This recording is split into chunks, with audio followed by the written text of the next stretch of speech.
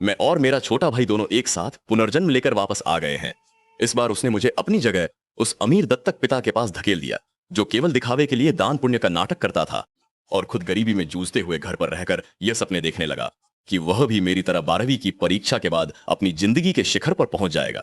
पिछली जिंदगी में जब हमारे पिता ने किसी की जान बचाते हुए अपनी जान गंवा दी थी, तो मीडिया ने इस खबर को बहुत बढ़ा चढ़ाकर दिखाया था। यह खबर देश के सबसे अमीर आदमी शियाओ चूशेंग के कानों तक पहुंच गई। अपने निजी स्वार्थ के कारण शियाओ चूशेंग हमारे घर आया और उसने एक बेटा गोद लेने की इच्छा जताई। मेरा भाई मुशियाओ चुआन हमेशा से अमीर बनने का सपना देखता था, और जब उसे पता चला कि शियाओ चूशेंग की केवल एक बेटी है, तो वह किसी भी कीमत पर गोद लिया जाना चाहता था। आखिरकार मुशियाओ चुआन की इच्छा पूरी हुई और वह सबकी नजरों में एक अमीर खानदान का लाडला बन गया। लेकिन उसे यह नहीं पता था कि वह इस अमीर घर में सिर्फ इसलिए लाया गया था ताकि शियाओ चूशेंग अपनी दयालु छवि दुनिया के सामने बना सके। असल में शियाओ चूशेंग का अपना एक सगा बेटा भी था, जिसके बारे में किसी को खबर नहीं थी। एक नकली वारिस होने के नाते उस घर में उसकी कोई अहमियत नहीं थी। अंत में जब उसने घर के असली वारिस को नुकसान पहुंचाने की कोशिश की, तो शियाओ चूशेंग ने खुद उसे जेल भिजवा दिया। वहीं दूसरी ओर मैंने गरीबी में कड़ी मेहनत की और अपनी पढ़ाई पूरी करके सीधे चीन की सबसे बड़ी यूनिवर्सिटी में दाखिला पाया। मैंने मास्टर और पीएचडी की डिग्री हासिल की और एक काबिल इंसान बन गया। मैंने न सिर्फ शियाओ चूशेंग की बेटी का दिल जीता, बल्कि उस अमीर घराने के बिजनेस को भी संभाल लिया और अपनी जिंदगी को ऊंचाइयों पर ले गया। कई सालों बाद जब मुशियाओ चुआन जेल से बाहर निकला और उसे सब कुछ पता चला, तो वह पागल हो गया। उसे लगा कि अगर उस समय उसका बड़ा भाई मू चेन गोद लिया गया होता, तो आज वह ऐश कर रहा होता। जलन और नफरत में डूबे हुए मुशियाओ चुआन ने मुझे मौका पाकर एक ऊंची इमारत से नीचे धक्का दे दिया, जिससे हम दोनों की मौत हो गई। जब मुझे ये पुरानी बातें याद आईं, तो मेरी आंखों में गुस्सा और भी बढ़ गया। सच तो यह है कि एक बड़ा भाई होने के नाते मैंने कभी अपने इस छोटे भाई का बुरा नहीं चाहा था, बल्कि मैं तो दिल से चाहता था कि वह हमेशा खुश रहे। मेरे सगे भाई ने ही मेरी जान लेने की कोशिश की थी। तभी मू शाओ चुआन ली सुफेन को साथ लेकर मेरे पास आया। उसने अपना चेहरा थोड़ा झुकाया और बड़ी नम्रता से बोला, शाओ साहब, मैंने और मेरी माँ ने आपस में बात कर ली है। मेरा भाई बचपन से ही सुख सुविधाओं का आदी है और हमेशा अमीर बनने का सपना देखता है, इसलिए मैंने फैसला किया है कि यह मौका मैं उसे दे दूंगा। शाओ चूशेंग ने यह सुनकर अपनी भौहें उठाई और हैरानी से पूछा, क्या तुम सच में यह मौका अपने भाई को देना चाहते हो? मू शाओ चुआन ने कहा, हाँ बिल्कुल पक्का। मेरी माँ मेरे बिना नहीं रह सकती और पिताजी अब इस दुनिया में नहीं है, तो मुझे मू परिवार का नाम आगे बढ़ाने के लिए घर पर ही रुकना होगा। भाई, तुम शाओ साहब के साथ चले जाओ, मौका हाथ में है, जल्दी उन्हें पिताजी कहकर बुलाओ। ये बातें सुनकर मुझे पक्का यकीन हो गया कि मू शाओ चुआन भी मेरी तरह पुनर्जन्म लेकर आया है। इस बार वह अपनी और मेरी जिंदगी को आपस में बदलना चाहता है। मैंने हैरानी का नाटक करते हुए कहा, चुआन, क्या तुम सच में पक्का कह रहे हो? उसने चिढ़कर कहा, भाई अब इस वक्त दिखावा मत करो, आज से तुम ही अमीर घराने के वारिस बनोगे। मेरे दिल में सिहरन दौड़ गई। मेरा यह कपटी भाई पिछली जिंदगी की तरह इस बार भी मुझे फंसाने की कोशिश कर रहा है। मैंने ठान लिया कि इस बार मैं इसे इसकी गलती की सजा जरूर दूंगा। मैंने कहा, ठीक है, अगर मेरा छोटा भाई इतना समझदार है तो मैं उसकी इस मेहरबानी को जाया नहीं जाने दूंगा। यह सुनकर मु शाओ चुआन ने राहत की सांस ली। शाओ चूशेंग ने अपनी जगह खड़े होकर अपनी नजरें मुझ पर टिका दी और बोला, अगर तुम दोनों ने फैसला कर लिया है तो मैं अपने बेटे से जुड़ी शर्तें बता देता हूं। मेरे बेटे के रूप में मैं तुम्हें एक वारिस की तरह तैयार करूंगा। तुम्हें कंपनी और बिजनेस संभालने के काबिल बनना होगा, जिसके लिए तुम्हें अपनी पुरानी जिंदगी को पूरी तरह छोड़ना होगा, यहां तक कि अपनी पढ़ाई लिखाई भी। क्या तुम यह कर पाओगे? पिछली बार जब मु शाओ चुआन ने वारिस शब्द सुना था तो वह खुशी से पागल हो गया था। उसे लगा था कि पूरी शाओ संपत्ति एक दिन उसकी हो जाएगी, लेकिन उसे यह नहीं पता था कि सच्चाई क्या है। यहाँ एक बड़ा गड्ढा है जो उसका इंतजार कर रहा है। मुझे इसके पीछे की वजह साफ पता थी, इसलिए मैंने तुरंत हाँ करने की जल्दबाजी नहीं की। लेकिन मुशियाओ चुआन से रहा नहीं गया। उसने कहा, अरे भाई, तुम हिचकिचाओ मत, कितनी भी पढ़ाई कर लो, आखिर में जाकर किसी अमीर आदमी के यहाँ 9 से 9 की गुलामी ही तो करनी है। अभी तुम्हारे पास सीधे एक अमीर घर का वारिस बनने का मौका है, फिर पढ़ाई किस काम की? यह बात सुनते ही मैं और शियाओ चूशेंग दोनों उसकी तरफ देखने लगे। अपनी गलती का एहसास होते ही मु शियाओ चुआन ने तुरंत बहाना बनाते हुए कहा, मेरा मतलब है कि मेरे भाई के पढ़ाई में नंबर वैसे भी कम आते हैं, वो पढ़े या ना पढ़े कोई फर्क नहीं पड़ता। मेरे जैसा थोड़े ही है जो थोड़ी सी कोशिश करूं तो क्लास में पहला या दूसरा आता हूं। माँ है ना? ली सुफेन ने तुरंत बात को आगे बढ़ाया। हाँ हाँ बिल्कुल सही, मुचेन पढ़ाई में थोड़ा कमजोर है, तुम्हारे जैसा थोड़े ही है जो बचपन से ही पढ़ाई के लिए बना है। ये सुनकर मैं बस मन ही मन हंस दिया।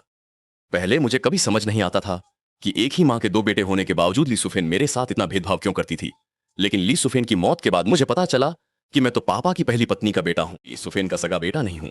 वह सच बताने से इसलिए डरती थी कि कहीं मैं बड़ा होकर उसकी देखभाल ना करूं। शियाओ चूशेंग ने अपनी घड़ी देखी और उठते हुए बोले, अगर ऐसी बात है तो मु चेन नाम का यह लड़का मेरे साथ चलेगा। हालांकि मैं गोद तो एक ही बच्चे को ले सकता हूं, लेकिन दूसरे बच्चे की पढ़ाई का खर्च मैं उठा सकता हूँ। अब देर हो रही है, हमें चलना चाहिए। जैसे ही वे दोनों दूर गए, सुफेन का उत्साह तुरंत गायब हो गया। उसने मु शियाओ चुआन को खींचकर डांटते हुए कहा, शियाओ चुआन, क्या तुम पागल हो गए हो? यह अमीर घर का वारिस बनने का मौका था, तुमने इसे अपने भाई को क्यों दे दिया?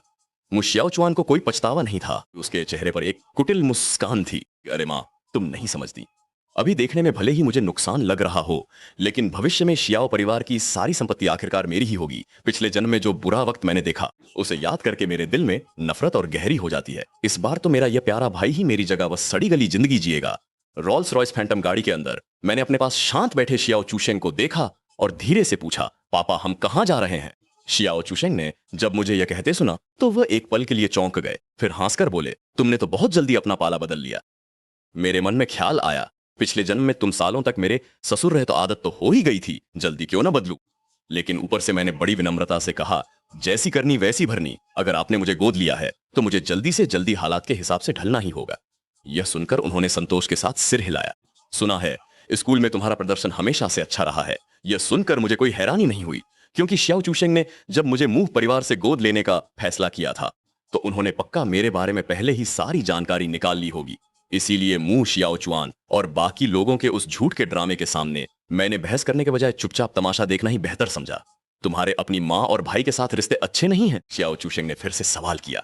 मैंने सादे लहजे में जवाब दिया, बचपन में पापा मम्मी काम की वजह से अलग रहते थे। मैं पापा के साथ था और छोटा भाई मम्मी के साथ। हम दोनों अलग अलग रहे। शायद उसी वक्त की वजह से मैं छोटे भाई की तरफ थोड़ी ज्यादा झुकी हुई हैं। उन्होंने कुछ सोचते हुए अपना सिर धीरे से हिलाया। अगर ऐसा है तो तुम्हारी माँ ने यह मौका तुम्हें क्यों दिया और अपने छोटे भाई को क्यों नहीं? यह सुनते ही मेरी पीठ पर ठंडी सी सिहरन दौड़ गई। शियाओ चूशेंग वाकई में वह इस शहर के सबसे अमीर आदमी यूं ही नहीं है, बस चंद बातों में ही उन्होंने समस्या की जड़ पकड़ ली। ऐसा लगता है कि मुझे उनके सामने हर कदम बहुत सावधानी से उठाना होगा। मुझे भी ठीक से नहीं पता, शायद मेरा छोटा भाई अपनी माँ से बहुत ज्यादा प्यार करता था, इसलिए उन्हें छोड़ना नहीं चाहता था। मैंने बड़ी मजबूरी का नाटक करते हुए कहा। मेरी बात सुनकर उसने आगे कोई सवाल नहीं किया, बस धीमी आवाज में एक हूं कहा और फिर सीधे काम की बात पर आ गया। उसने कहा कि थोड़ी देर में मैं तुम्हें एक प्रेस कॉन्फ्रेंस में ले जाऊंगा जहां तुम्हारी मौजूदगी का ऐलान किया जाएगा।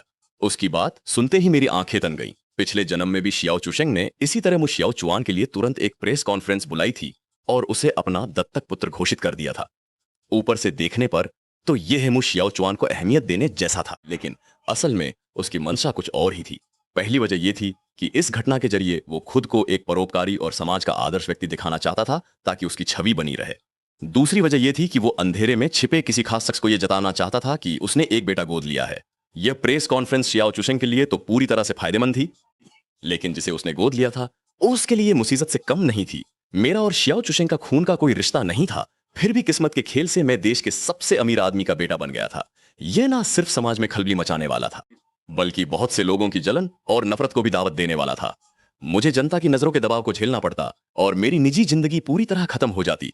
पिछले जन्म में मु शियाओ चुआन इन खतरों को समझ नहीं पाया था और प्रेस कॉन्फ्रेंस में उसने अनाप शनाप बातें कह दी थीं, जिसका नतीजा यह हुआ कि मीडिया और जनता ने उसका जमकर मजाक उड़ाया और उसे बुरी तरह क्रिटिसाइज किया। लेकिन अब जब इससे बचना नामुमकिन है तो मुझे इस मुसीबत को एक मौके में बदलने का तरीका सोचना होगा, या कम से कम खुद को इस आग से बचाना होगा।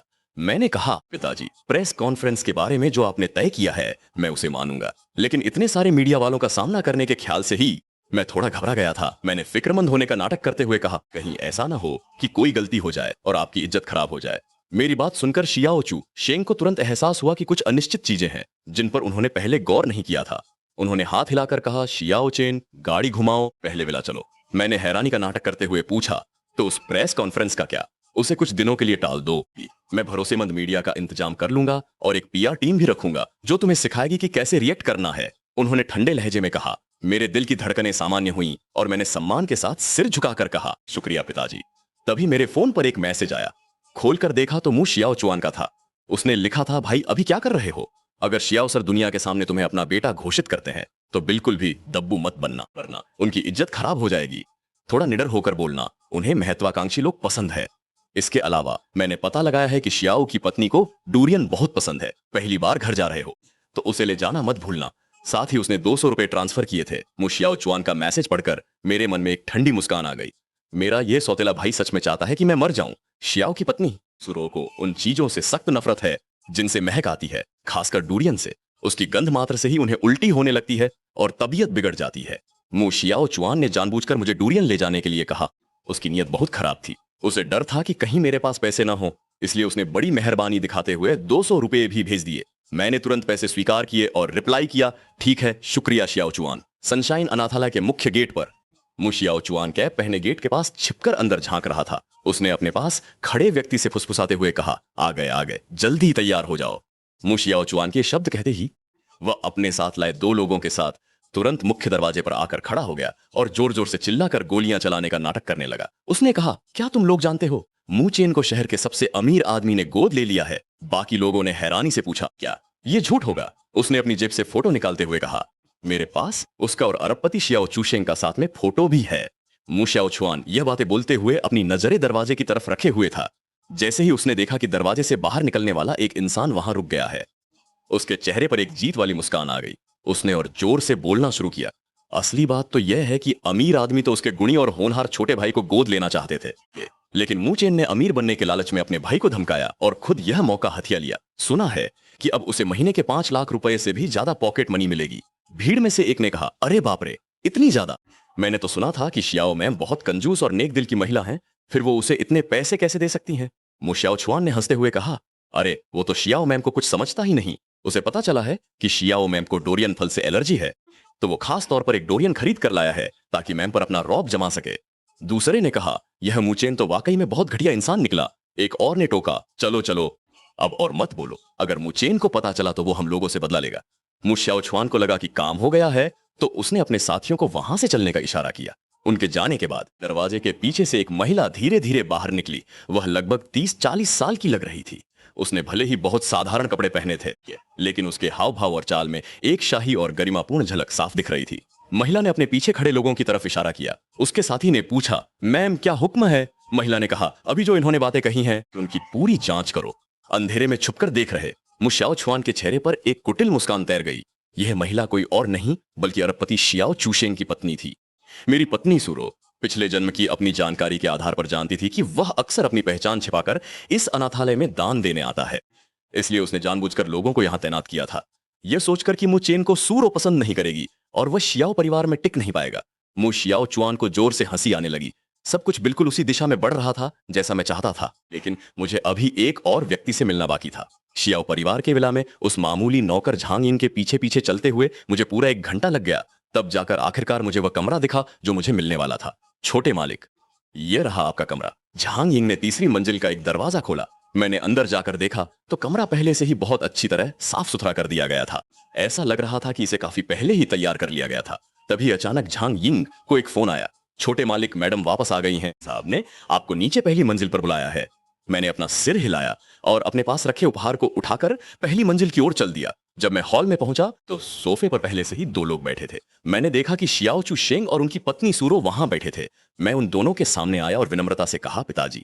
शियाओ चूशेंग ने सिर हिलाया और मुड़कर परिचय दिया, यह मेरी पत्नी है, तुम्हारी भविष्य की माँ। माँ नमस्ते, मेरा नाम मुचेन है, मैंने सूरो को संबोधित करते हुए कहा।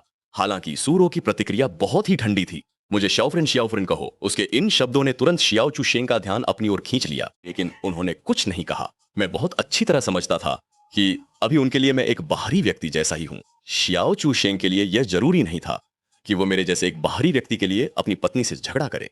और सबसे महत्वपूर्ण बात यह थी कि मुझे गोद लेने का फैसला पूरी तरह से शियाओ चूशेंग का था। भले ही सूरो ने ऊपर से इसका विरोध नहीं किया था, लेकिन मन ही मन वह बिल्कुल भी सहमत नहीं थी। खासकर उसने शायद कुछ सुन लिया था। यह बात मुझे पहले ही समझ आ गई थी।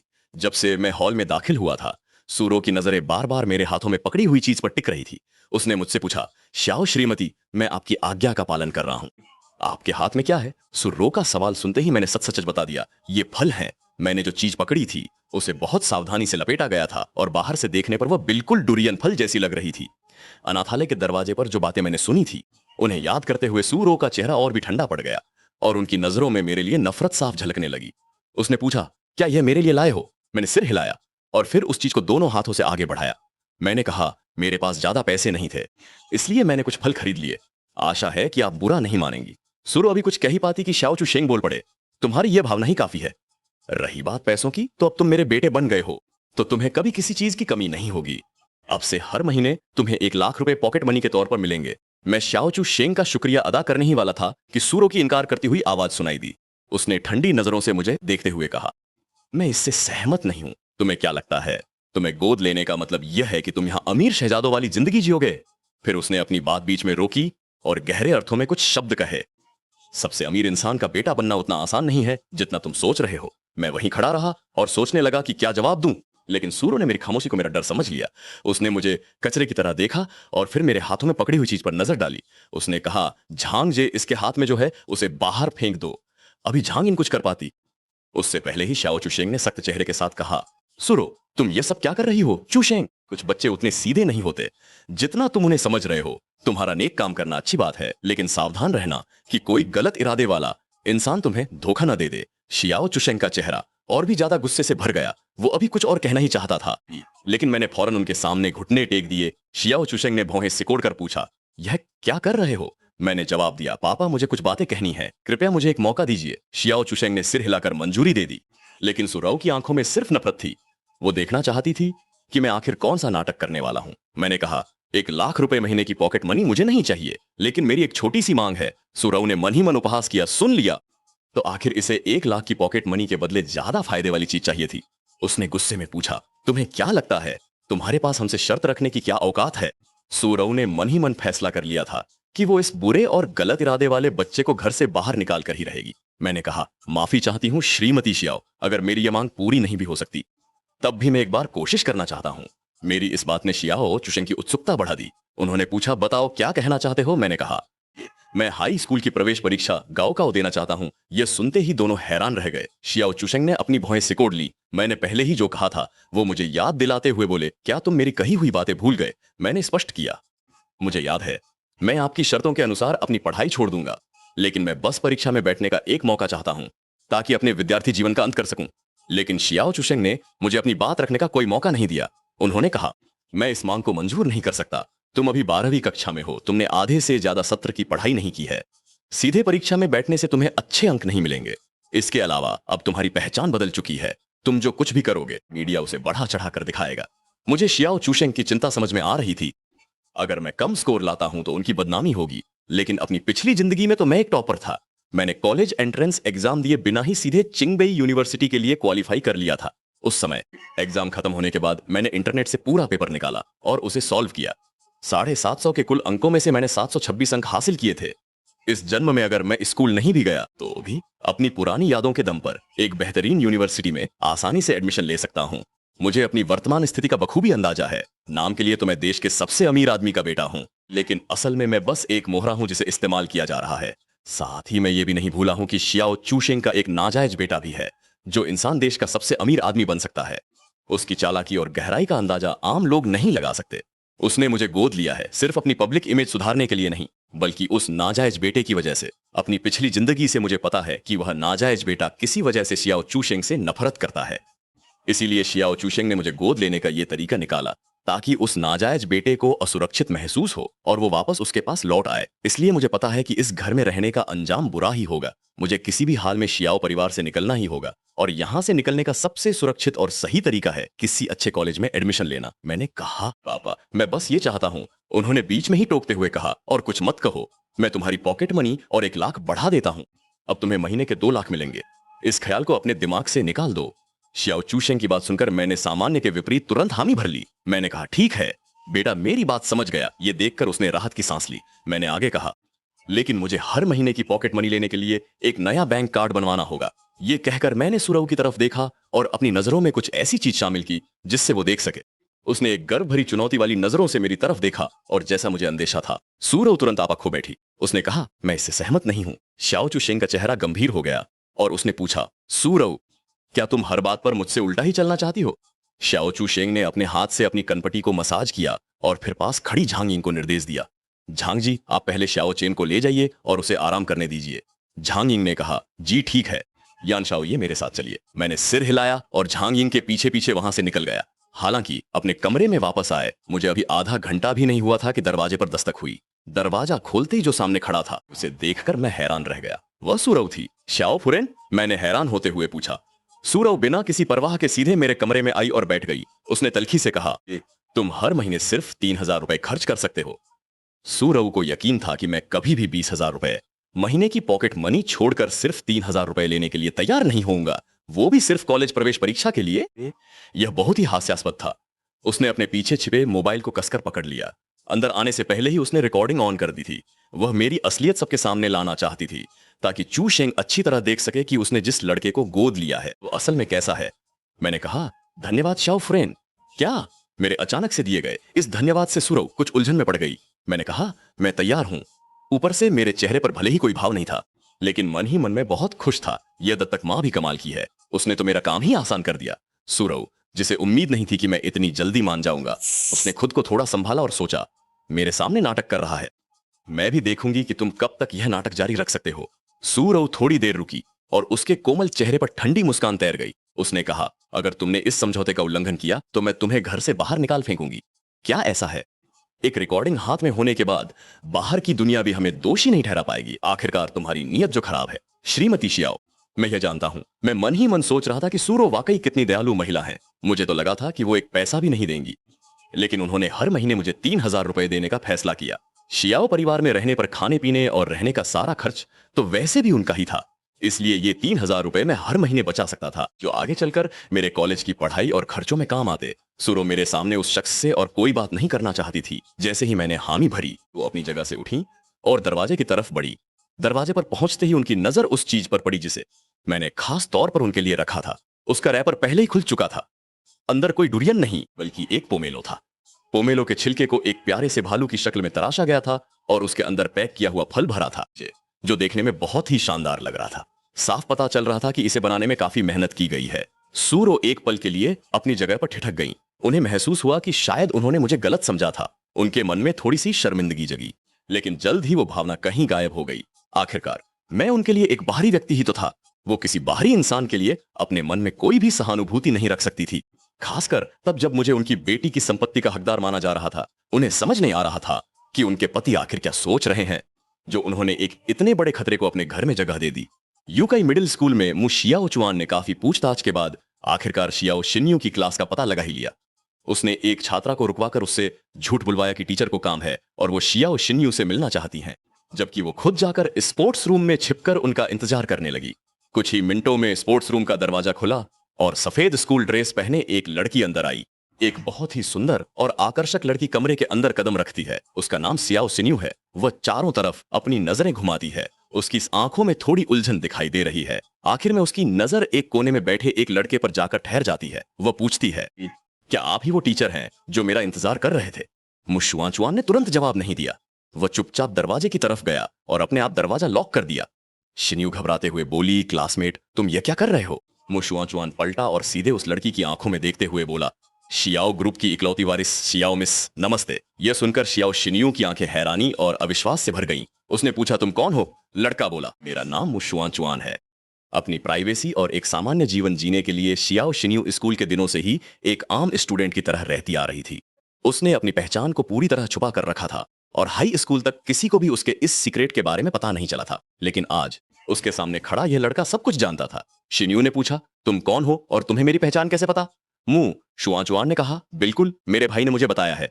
तुम्हारे भाई? शियाओ शिन्यू को अब कुछ भी समझ नहीं आ रहा था। उसने फिर पूछा, कहीं तुम्हें यह तो नहीं पता कि तुम्हारे पापा ने मेरे भाई को गोद लिया है और उसे अपना उत्तराधिकारी बनाने की योजना बना रहे हैं? अपनी बात को सच साबित करने के लिए मुशुआचुआन ने अपना फोन निकाला और शिन्यू को एक फोटो दिखाई जो उसने छुप कर ली थी। उस फोटो में साफ दिख रहा था कि शियाओ शुशेंग उसे साथ लेकर जा रहे थे। यह नामुमकिन है। शियाओ शियू ने अपनी भौहें सिकोड़ते हुए उस लड़के को देखा। उसे यकीन नहीं हो रहा था कि उसके पिता बिना किसी वजह के किसी अजनबी को गोद लेंगे। मुशुआचुआन ने कहा, तो फिर तुम अभी अपने घर फोन करके सच्चाई का पता क्यों नहीं लगा लेती? उसकी बात सुनकर शियाओ शिन्यू का मन थोड़ा डोल गया। उसने तुरंत अपना फोन निकाला और अपनी मां को कॉल लगा दिया। फोन दूसरी तरफ से जल्दी ही उठ गया। मां ने कहा, शिन्यू, क्या तुम्हारी क्लास खत्म हो गई? मैं तुम्हें बताना चाहती थी कि तुम्हारे पिता सच में पागल हो गए हैं। उन्होंने बाहर से किसी को गोद लिया है। गोद लिया हुआ बेटा। अभी शियाओ शिन्यू कुछ पूछ पाती, उससे पहले ही सूरो ने खुद ही सब बता दिया। शियाओ शिन्यू के चेहरे के हाव भाव अचानक गंभीर हो गए। उसने कहा, ठीक है, जो भी बात है, मेरे स्कूल से घर आने का इंतजार करो। शियाओ शिन्यू ने फोन काट दिया। फोन कटते ही शियाओ चुआन ने तुरंत बोलना शुरू किया, अब तो यकीन हो गया ना? तो मुझे ढूंढने क्यों आई थी? शियाओ शिन्यू के इस तीखे सवाल पर शियाओ चुआन ने एक लंबी आ भरी और बोला, मेरे भाई ने मुझे तुम्हारे पास भेजा है। उसने अपनी शक्ल पर एक लाचारी का भाव दिखाते हुए आगे कहा, उसने मुझे तुम्हें परेशान करने के लिए कहा है। यह सुनते ही शियाओ शिन्यू तुरंत सतर्क हो गई। मु शियाओ चुआन ने तुरंत सफाई देते हुए कहा, तुम फिक्र मत करो, मैं उस तरह का इंसान नहीं हूं, मुझे मजबूर किया गया है। असल में शियाओ अंकल शुरू में मुझे ही गोद लेना चाहते थे, लेकिन मेरे भाई ने मुझे धमकी दी कि अगर मैंने यह मौका उसे नहीं दिया तो वह हमारी मां को बहुत सताएगा। मुझे मजबूरन यह मौका उसे देना पड़ा। मैं बिल्कुल भी तुम्हारे पास नहीं आना चाहता था, लेकिन उसने कहा। मु सियाओ चुआन ने अपनी बात बीच में ही छोड़ दी, लेकिन उसने शियाओ शिन्यू की उत्सुकता को पूरी तरह जगा दिया था। उसने पूछा, उसने क्या कहा? मु शियाओ चुआन बोला, उसने कहा कि भविष्य में शियाओ परिवार की सारी संपत्ति उसी की होगी। तुम तो एक लड़की हो, तुम्हें तो वैसे भी किसी ना किसी दिन शादी करके दूसरे घर जाना ही है, यानी तुम तो पराये धन जैसी हो।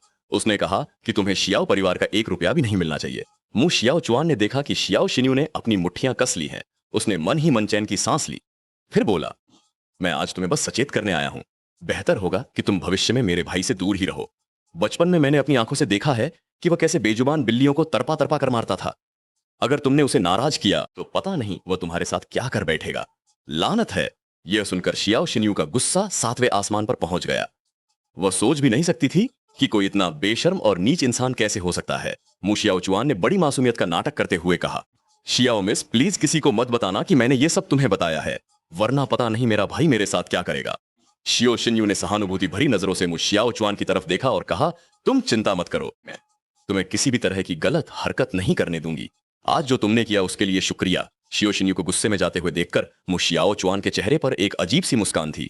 घर की चिंताओं में डूबी शियो शिन्यू स्कूल से सीधे घर पहुंची, जहां उसकी मुलाकात बाहर जा रहे अपने पिता शियो चुशेंग से हुई। शियो चुशेंग ने पूछा, शिन्यू तुम आ गई? शियो शिन्यू ने कोई औपचारिक बात नहीं की और सीधे कहा, पापा, मैंने मां से सुना है कि आपने एक बेटा गोद लिया है। मैं आपसे इसी बारे में बात करने वाली थी।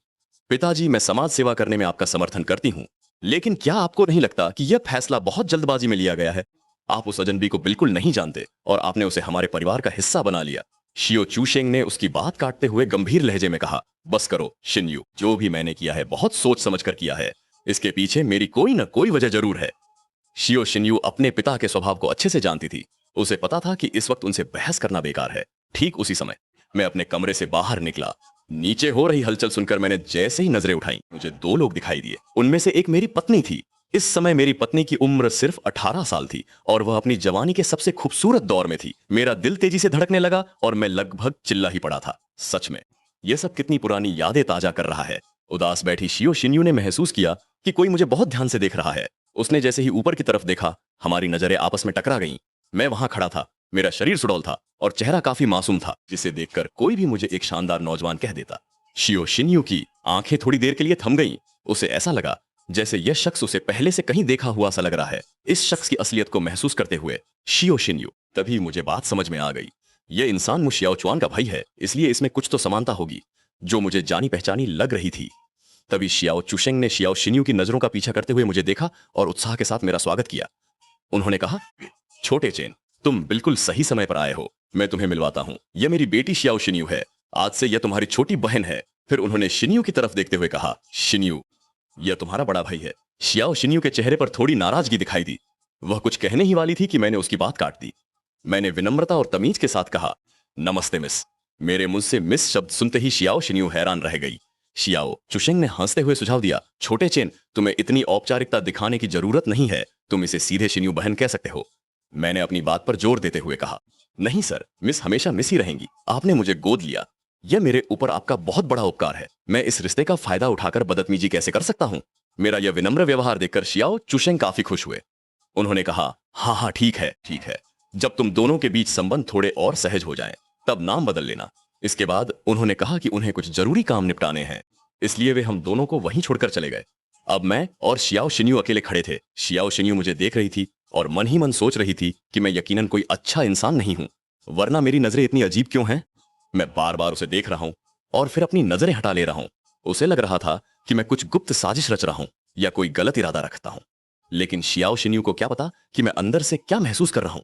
मेरा तो मन कर रहा था कि मैं बस दौड़ कर जाऊं और उसे प्यार से उठाकर गले लगा लूं, लेकिन अभी मैं उसका नाम का भाई हूं, इसलिए मैं ऐसा नहीं कर सकता था। मैं बस अपनी भावनाओं पर काबू पाने की कोशिश कर रहा था और उसे निहार रहा था, क्योंकि किसी के लिए प्यार भरी नजरें कभी छिपाई नहीं जा सकती। इसलिए मैं बस किसी तरह उससे नजरें चुराने की कोशिश कर रहा था ताकि उसे कुछ पता न चल जाए। तभी शियाओ शिन्यू ने आवाज दी, सुनो। क्या तुम्हें कोई तकलीफ है?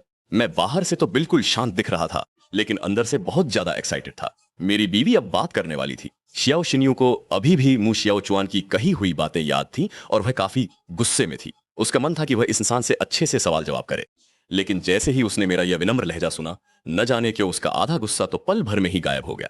आखिर में उसके मुंह से बस एक सवाल निकला, तुम कौन से स्कूल में पढ़ते हो? मैंने कहा, मैंने पढ़ाई छोड़ दी है। पढ़ाई छोड़ दी? शियाओ शिन्यू ने अपनी भौहें सिकोड़ ली। मेरे सामने खड़ा यह लड़का उसकी उम्र का ही लग रहा था, यानी अभी इसे हाई स्कूल में होना चाहिए था। इतनी कम उम्र में पढ़ाई छोड़ देने वाला लड़का पक्का कोई बिगड़ा हुआ इंसान ही होगा। मैं उसे अपनी भौहें सिकोड़कर सोचते हुए देख ही रहा था कि तभी मुझे ट्रेनिंग देने वाले पीआर स्टाफ ने मुझे बुला लिया। मुझे ना चाहते हुए भी उनके साथ जाना पड़ा। शियोचू शेंग ने मेरी मौजूदगी को सबके सामने जाहिर करने के लिए प्रेस कॉन्फ्रेंस परसों तय की थी। मैं सोच ही रहा था कि इस प्रेस कॉन्फ्रेंस का सामना कैसे करूंगा। तभी मेरे फोन पर एक मैसेज आया। यह मेरे छोटे भाई का था। भाई, क्या तुम्हारे अरबपति पिता तुम्हें सबके सामने लाने का इरादा नहीं रखते? यह तो बिल्कुल गलत है। उन्होंने तो कहा था कि वह तुम्हें अपना उत्तराधिकारी बनाएंगे। यह बात पूरी दुनिया को पता होनी चाहिए। बेवकूफ मत बनो, खुद का ध्यान रखो। कहीं ऐसा न हो कि बाद में वह अपना फैसला बदल ले और फिर तुम्हें पछताना पड़े। अपने भाई मु शियाओ चुआन का यह मैसेज देखकर मुझे कोई हैरानी नहीं हुई। मैं अपने इस भाई को बहुत अच्छी तरह जानता था। मैंने थोड़ी देर सोचा और फिर एक मैसेज टाइप करके उसे भेज दिया। भाई, तुम चिंता मत करो, परसों प्रेस कॉन्फ्रेंस होने वाली है जिसमें मुझे सबके सामने पेश किया जाएगा। यह कार्यक्रम जिंगयांग बिल्डिंग में होगा। मैंने जानबूझकर प्रेस कॉन्फ्रेंस की तारीख और समय भी मु शियाओ चुआन को भेज दिया। लगता है इस बार की प्रेस कॉन्फ्रेंस में पक्का कुछ ना कुछ बड़ा धमाका होने वाला है। दूसरी तरफ अपने फोन पर मैसेज देखते हुए मु शियाओ चुआन के चेहरे पर एक कुटिल मुस्कान आ गई। उसने मन ही मन कहा, मेरे भोले भाले भाई, तुम वाकई बहुत मासूम हो। जब तुमने खुद ही मुझे समय और पता बता दिया है तो परसों के लिए तैयार रहो। तुम्हारा भाई तुम्हें एक बहुत बड़ा तोहफा देने वाला है। तभी ली सू फांग कमर झुकाए हुए मु शियाओ चुआन के पास आई और पूछा, क्या तोहफा? किसके घर भेजा जा रहा है ये तोहफा? उसके जाने के बाद घर के छोटे बड़े सारे काम उसी के कंधों पर आ गए थे, जिसकी वजह से उसकी कमर में बहुत दर्द रहता था। लेकिन मु शियाओ चुआन को जैसे अपनी माँ की तकलीफ दिखाई ही नहीं दे रही थी। उसने मुड़कर कहा, हाँ माँ, मुझे यूकाई मिडिल स्कूल में ट्रांसफर लेना है। यह सुनकर ली सू फांग ने भौहें सिकोड़ते हुए जवाब दिया, यूकाई मिडिल स्कूल? सुना है उस स्कूल की फीस आम स्कूलों से दोगुनी है। भला चंगा वहां जाने की क्या जरूरत है? मु शियाओ चुआन ने चिढ़ते हुए सफाई दी, क्या आप नहीं चाहती कि मैं अच्छी तरह पढ़ाई करूं? उस स्कूल का टीचिंग स्टाफ कहीं ज्यादा बेहतर है। ली सुफांग अभी कुछ और कहना ही चाहती थी कि उसने बीच में ही बात काट दी। लेकिन वकील छोड़िए, वैसे भी फीस तो शियाओ परिवार दे रहा है, तो आपको मना करने का कोई हक ही नहीं है। यह सुनकर ली सुफांग का चेहरा चिंता से भर गया। लेकिन शियाओ परिवार रहने खाने का खर्चा तो नहीं उठा रहा है। उस स्कूल में जाने के बाद रहने का खर्च भी दोगुना हो जाएगा। माँ ये पैसे कहां से लाएगी? मु शियाओ चुआन ने तल्खी से कहा, मुझे नहीं पता। भविष्य में आपका बेटा शिंग हुआ और बेइजिंग यूनिवर्सिटी में पढ़ने वाला है। अगर आपने मेरा ट्रांसफर नहीं कराया तो मैं स्कूल जाना ही छोड़ दूंगा। अब आप खुद देख लीजिए। वह मन ही मन सोच रहा था कि यूकाई मिडिल स्कूल में जाकर ही उसे शियाओ शिन्यू के करीब आने और उसे अपने प्यार में फंसाने का मौका मिलेगा। उसके बाद सब कुछ उसी का होगा। ली सुफांग के पास कोई चारा नहीं था, इसलिए उसे ट्रांसफर के लिए हाँ करनी पड़ी।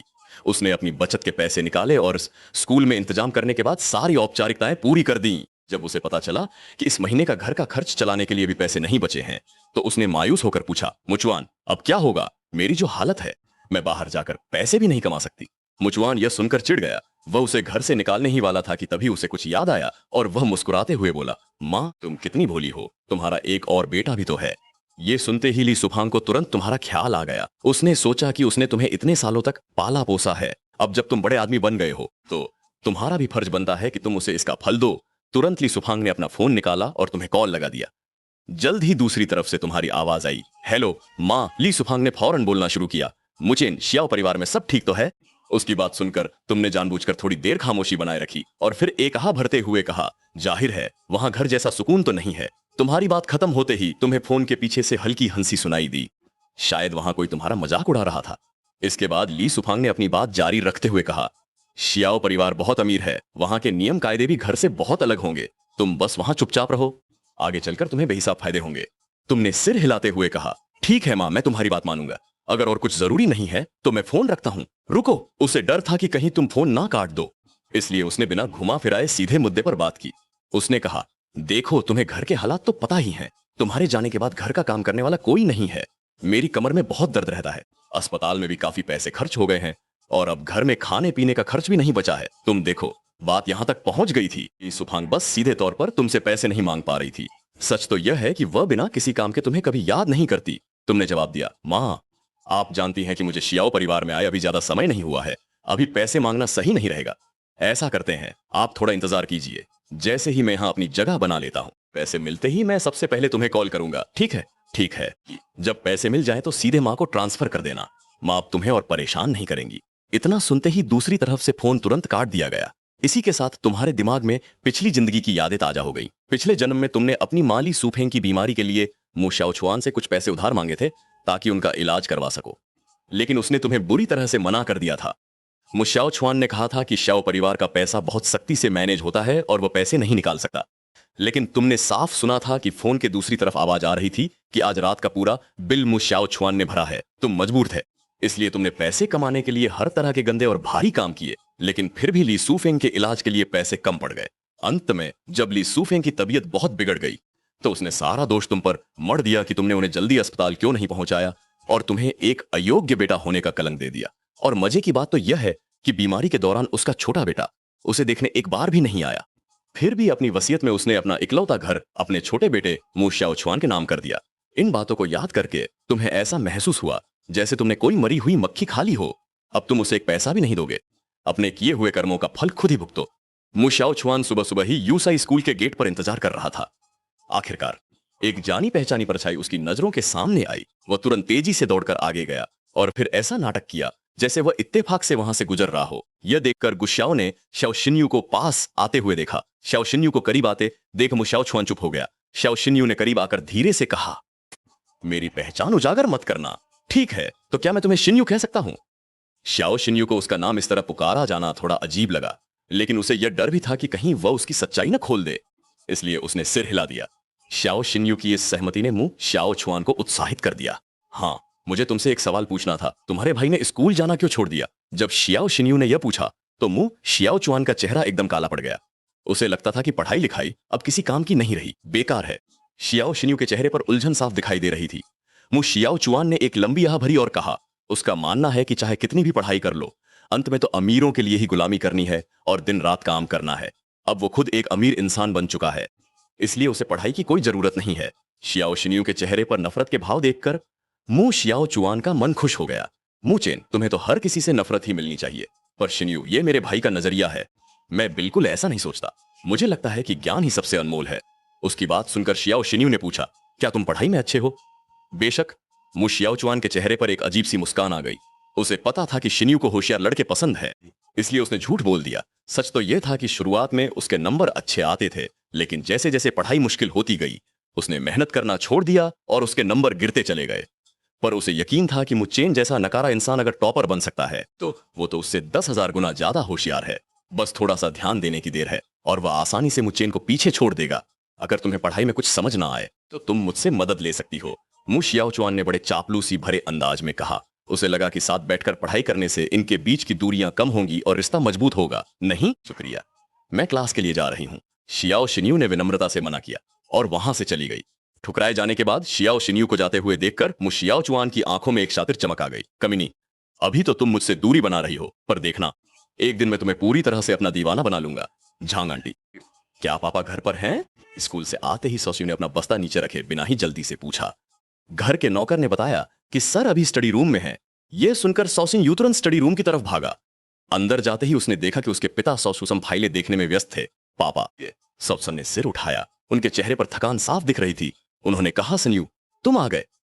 सौसन्यू पास गया और अपने पिता के कंधे दबाने लगा। उसने कहा, पापा आप आजकल बहुत मेहनत कर रहे हैं ना? सौसन की आंखों में भले ही थकान थी, लेकिन उन्होंने तुरंत भांप लिया कि उसका बेटा कुछ मांगना चाहता है। उन्होंने कहा, बताओ आज फिर क्या काम निकलवाना है? साउसन यून खरे दिखाते हुए बोला, अरे पापा क्या मैं आपकी फिक्र नहीं कर सकता? साउचू हल्की सी मुस्कान के साथ बोले, बेटा बड़ा हो गया है, अब उसे पापा की फिक्र होने लगी है। पर छोड़ो ये बातें, साफ साफ बताओ क्या बात है? साउसियू ने अब और देर ना करते हुए सीधे कहा, पापा आपने मुझसे कहा था ना कि मैं उस गोद लिए हुए लड़के के साथ अच्छे से रहूं। मैं चाहता हूं कि वो मेरे स्कूल में मेरे साथ पढ़े। उसने यह बात मुख्य रूप से मुशाशन की बातों में आकर कही थी। तुम तो वैसे भी स्कूल नहीं जाना चाहते थे, लेकिन वो उसे स्कूल भेजना चाहता था ताकि आसानी से उस पर नजर रखी जा सके कि आखिर वो इंसान कैसा है। शौचुसन ने कहा, मूचन के पास और भी कई काम है। शौसन्यू को उम्मीद नहीं थी कि जो पिता उसे इतना लाड़ प्यार करते हैं वो उसकी यह छोटी सी मांग भी ठुकरा देंगे। उसने अपनी आंखें घुमाई और अपनी बात जारी रखते हुए कहा, इतने सालों से अपनी पहचान छिपाने के लिए मैं अकेले ही स्कूल आता जाता हूँ। जब मैं दूसरों को दोस्तों के साथ देखता हूँ तो मुझे बहुत जलन होती है। मैंने तो हमेशा कल्पना की थी कि काश मेरा कोई बड़ा भाई होता जो मेरे साथ रहता, तो वो मेरी रक्षा भी कर पाता। सोशनु की यह बात सुनकर छोसन की आंखों में यहाँ साफ तौर पर ममता और नरमी दिखाई दी। उसे लगा कि काम बन गया है। उसने कहा, तो उसे मेरे साथ भेज दीजिए ना मेरे प्यारे पापा। छोसन थोड़ा पिघल गए, लेकिन फिर भी उन्होंने सिर्फ आधी बात पर ही सहमति जताई। उन्होंने कहा, ठीक है, उसे जाने दो, लेकिन रोजाना मुझे स्कूल छोड़ने और लाने की बात अब दोबारा मत करना। शियाओ शिन्यू जैसे ही कमरे से बाहर निकली, उसने तुम्हें लिविंग रूम में देखा और फौरन तुम्हारी तरफ दौड़ पड़ी। उसने तुम्हें आवाज दी, ए! आवाज सुनते ही तुम तुरंत मुड़े। शियाओ शिन्यू ने तुम्हारी उन जलती हुई नजरों को देखा तो उसके गले में शब्द अटक गए और उसका चेहरा बेवजह लाल हो गया। तुमने फौरन अपनी नजरें हटा ली और पूछा, मैम क्या कोई हुक्म है? शियाओ शिन्यू ने खांसकर खुद को शांत किया और कहा, अब से हर दिन तुम मुझे स्कूल छोड़ने और लेने आओगे। यह कहकर उसने अपनी उंगलियों से अपनी आंखों की तरफ इशारा किया, जिसका मतलब था कि अब से उसकी ये नजरें तुम पर ही टिकी रहेंगी। इतना कहकर वह शान से वहां से चली गई, लेकिन तुम वहीं खड़े हैरान रह गए कि उसने अभी क्या कहा। तभी शियाओ चुशेंग का फोन आया। फोन सुनने के बाद तुम्हें सारी बात समझ में आई। तुम्हारी बीवी वाकई कमाल की है, जिसने अपने लिए तुम्हें स्कूल लाने ले जाने का मौका हासिल कर लिया। ये सोचकर कि अब तुम्हें अपनी बीवी के साथ ज्यादा वक्त बिताने का मौका मिलेगा, तुम्हारे दिल में खुशी की लहर दौड़ गई। हालांकि अभी खुश होने का वक्त नहीं था, क्योंकि कल प्रेस कॉन्फ्रेंस होने वाली थी और तुम्हें उसकी तैयारी करनी थी। स्कूल से छुट्टी होने के बाद मुचुआन ने एक शांत जगह ढूंढकर मीडिया वालों को फोन करना शुरू किया। हेलो, क्या ये ओरिएंटल मीडिया है? मेरे पास देश के सबसे अमीर आदमी से जुड़ी एक धमाकेदार खबर है। यह सोचकर कि कल के बाद तुम पूरी तरह बदनाम हो जाओगे। मुचुआन खुशी खुशी घर गया और उसने 3 कटोरे चावल खाए। वह इतना उत्साहित था कि पूरी रात सो भी नहीं पाया। सूरज निकलते ही वह गोल्ड सिल्वर टावर पर पहुंच गया और 9 बजे का इंतजार करने लगा, जब मीडिया वाले वहां आने वाले थे। मुनचुएन ने मीडिया के सामने आते ही अपनी एक्टिंग शुरू कर दी। उसने दावा किया कि शहर का सबसे अमीर आदमी उसे गोद लेना चाहता था, क्योंकि वह एक होनहार और पढ़ने लिखने में अच्छा लड़का है। लेकिन मुन्ने अमीर बनने के लालच में अपनी मां के साथ बुरा बर्ताव किया और उसे धमकी दी। उसने वही सब बातें दोहराई जो उसने शियाओ शिन्यू के सामने कही थी। मीडिया वाले ये सुनकर गुस्से से भर गए और उत्साहित भी हो गए, क्योंकि ऐसी चटपटी खबरें तो हेडलाइंस में जगह बना ही लेती हैं। मुनचुएन ने अपने जीवन में जितने भी बुरे शब्द सोचे थे वे सब बोल डाले और सामने वाले को एक नीच इंसान के रूप में पेश कर दिया। उसने कहा, कितने दुख की बात है कि शियाओ सर ने इतनी अच्छी नियत दिखाई थी। वे अभी थोड़ी देर में यहां अपने भाई के लिए एक प्रेस कॉन्फ्रेंस करने वाले हैं। यहां तक कि उन्होंने यह भी कहा कि वे उसे अपना उत्तराधिकारी बनाकर तैयार करेंगे। यह सुनते ही मीडिया वाले और भी ज्यादा भड़क गए। उन्होंने कहा, ऐसा आदमी, और वो भी सबसे अमीर आदमी का उत्तराधिकारी? मुझे तो अपनी अंतरात्मा पर बहुत बोझ महसूस हो रहा है, इसलिए मुझे उम्मीद है कि आप लोग मेरी मदद करेंगे। उसने बहुत ही घुमा फिराकर उनसे यह इच्छा जाहिर की कि वे प्रेस कॉन्फ्रेंस में उस व्यक्ति का असली चेहरा दुनिया के सामने बेनकाब कर दें। ये मीडिया वाले तो खुद ही प्रेस कॉन्फ्रेंस में घुसकर एक्सक्लूसिव जानकारी जुटाना चाहते थे, लेकिन उन्होंने कहा, वहां अंदर जाने के लिए तो पास चाहिए और हमारे पास तो वो है ही नहीं। मुनचुएन ने तुरंत अपनी छाती ठोकते हुए कहा, कोई बात नहीं, मेरे पास इसका इंतजाम है। मुनचुएन उन लोगों को बिल्डिंग के अंदर ले गया और फिर एक गुप्त रास्ते से उन्हें प्रेस कॉन्फ्रेंस वाले हॉल में पहुंचा दिया।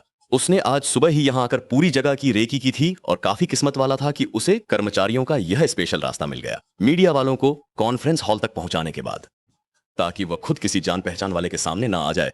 उसने उन्हें कुछ निर्देश दिए और वहां से निकल पड़ा।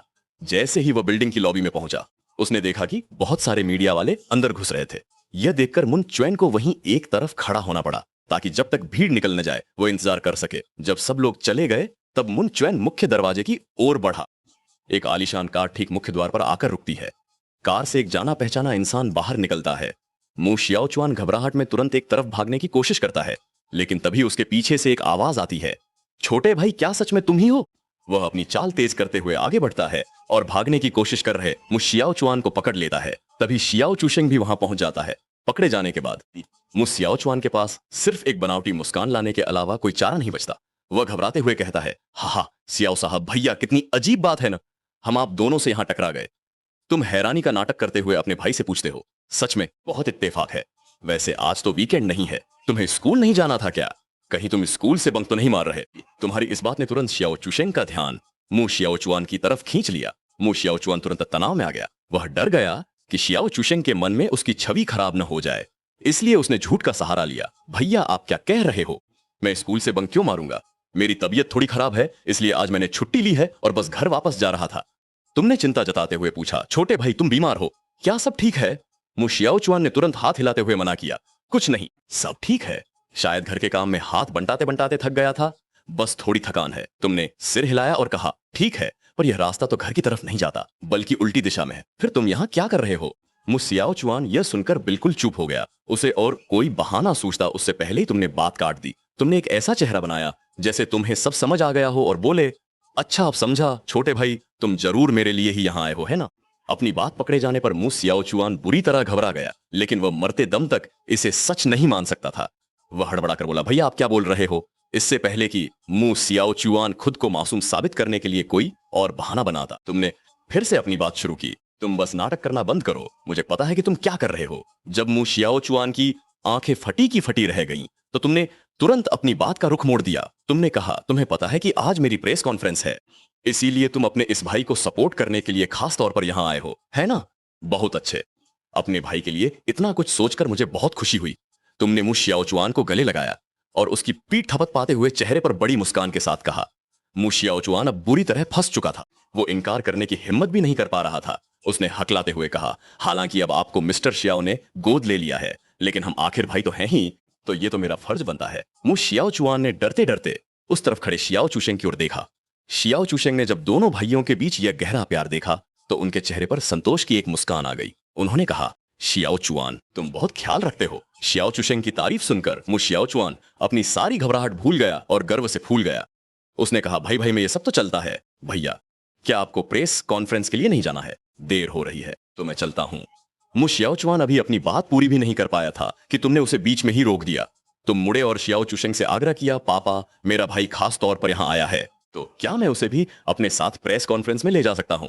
याओ चुशेंग ने जवाब दिया, बिल्कुल, उसे भी अपने साथ अंदर ले जाओ, अनुमति मिलते ही। तुमने बिना मु शियाओ चुआन की मर्जी की परवाह किए उसे कंधे से जकड़ा और बिल्डिंग के अंदर ले जाने लगे। मु शियाओ चुआन ने देखा कि अब वापस जाने का कोई रास्ता नहीं है, तो वो चुपचाप तुम्हारे साथ चल दिया। स्टाफ तुम्हें ले जाकर निर्धारित जगह पर बैठा देता है, जबकि मु शियाओ चुआन को पीछे की तरफ कहीं बैठाया जाता है। शियाओ चुशेंग भी तुम्हारे पास ही आकर बैठ गए। नीचे बैठे सभी लोग शियाओ चुशेंग के। वहां मौजूद कुछ भरोसेमंद मीडिया हाउस तो थे, लेकिन अंदर आते ही मेरी नजर पीछे खड़े उन लोगों के झुंड पर पड़ी। जब से मैं यहां आया था, उन लोगों के कैमरे मेरी तरफ ही थे और उन्होंने रुकने का नाम नहीं लिया था। मजे की बात यह थी कि उनमें से किसी ने भी अपना पास नहीं पहन रखा था। मेरे चेहरे पर एक हल्की सी मुस्कान आ गई। समझ गया कि आज की ये प्रेस कॉन्फ्रेंस काफी दिलचस्प होने वाली है। जल्द ही प्रेस कॉन्फ्रेंस शुरू हुई। होस्ट ने अपनी स्क्रिप्ट के हिसाब से ओपनिंग स्पीच खत्म की और आज के मुख्य विषय पर बात शुरू की। आज शियाओ ग्रुप के शियाओ चुशेंग को दुनिया के सामने एक बहुत बड़ी खबर का ऐलान करना था। जैसे ही सारी स्पॉटलाइट्स शियाओ चुशेंग पर पड़ी, उन्होंने बड़े आराम से माइक संभाला और बोलना शुरू किया। उन्होंने कहा, आप सभी मीडिया साथियों के आने का बहुत बहुत शुक्रिया। आज इस प्रेस कॉन्फ्रेंस को बुलाने का मेरा मकसद आप लोगों को मेरे बेटे से मिलवाना है। शियाओ चुशेंग के इतना कहते ही नीचे बैठे सभी मीडिया वाले जोश में आ गए। शियाओ चुशेंग शहर के सबसे अमीर आदमी हैं और उनकी पत्नी सुरो भी अक्सर चैरिटी इवेंट्स में दिखाई देती हैं। वो एक जानी मानी चैरिटी एम्बेसडर हैं। हालांकि उन्होंने पहले भी ये बताया था कि उनकी एक संतान है, लेकिन सब यही जानते थे कि वो एक लड़की है। फिर अचानक ये बेटा कहां से आ गया? सब लोग इसी बात पर कयास लगा रहे थे कि तभी शियाओ चुशेंग ने फिर से बोलना शुरू किया। उन्होंने कहा, आप लोग गलत न समझे, ये बेटा मैंने गोद लिया है। पूरी बात समझाने के बाद मीडिया वालों को मामला समझ में आया। जब उन्हें पता चला कि ये बच्चा एक ऐसे गुमनाम हीरो का बेटा है जिसने लोगों की जान बचाने के लिए अपनी कुर्बानी दी थी, तो सबकी नजरों में शियाओ चुशेंग के लिए सम्मान बढ़ गया। इसके तुरंत बाद शियाओ चुशेंग ने सबको मुझसे मिलवाना शुरू किया। उन्होंने कहा, मुचेन, तुम भी सबसे कुछ कहो। अचानक सबकी नजरें मुझ पर टिक गईं। मैंने माइक संभाला और कहा, नमस्ते सबको, मैं मिस्टर शियाओ द्वारा गोद लिया गया बच्चा हूं। मेरा नाम मुचेन है। मेरे सगे पिता ने लोगों को बचाने के लिए अपनी जान दी थी, जिसके बाद परिवार का सारा बोझ अचानक। अपनी कमजोर मां के बारे में जानकर मैं मिस्टर शियाओ का बहुत आभारी था कि उन्होंने मुझे गोद लिया। आपकी आंखों में आंसू थे। आप खड़े हुए और मिस्टर शियाओ चुशेंग के सामने झुककर उन्हें नमन किया। शियाओ चुशेंग ने आपकी तरफ देखा, उनकी आंखों में बहुत प्यार था। उन्होंने कहा, बच्चे, आज से मैं तुम्हारा पिता हूं। यह एक बहुत ही भावुक और दिल छू लेने वाला पल था, लेकिन भीड़ में मौजूद कुछ लोग कुछ और ही साजिश रच रहे थे। किसी ने आपसे पूछा, मुचेन, क्या मैं तुमसे कुछ सवाल पूछ सकता हूं? आपने अपनी आंखों के कोने पहुंचे बैठ गए और शांत चेहरे के साथ कहा, जी पूछिए। उसने आगे कहा, सुना है कि मिस्टर शियाओ असल में तुम्हारे छोटे भाई को गोद लेने वाले थे। क्या तुमने यह मौका अपने भाई से छीना है? यह सवाल सुनते ही पूरा हॉल शांत हो गया और सबकी नजरें आप पर टिक गईं। बगल में बैठा मु शियाओ चुआन बहुत घबरा गया था। उसने सोचा, भाई यह सवाल सुनकर तो पसीने छूट गए होंगे ना। लेकिन जिसे यह सवाल पूछा गया था वह बिल्कुल भी घबराया नहीं, बल्कि आपके चेहरे पर एक हल्की सी मुस्कान आ गई। आपने कहा, यह सवाल बहुत अच्छा है और मुझे मौका मिला है कि मैं एक व्यक्ति का शुक्रिया अदा कर सकूं। इतना कहते ही सबकी उलझी हुई नजरों के सामने आप अपनी जगह से उठे और स्टेज के पीछे गए, जहां मुश्याओ चुआन बैठा था। उसे खींचकर बाहर ले आए। इस वक्त मुश्याओ चुआन पूरी तरह से हैरान था और पूछ रहा था, भाई तुम यह क्या कर रहे हो? आपने कहा, छोटे भाई मेरे साथ आओ। आपने उसे इतनी मजबूती से पकड़ा कि वह मना नहीं कर सका और उसे अपनी कुर्सी पर बैठा दिया।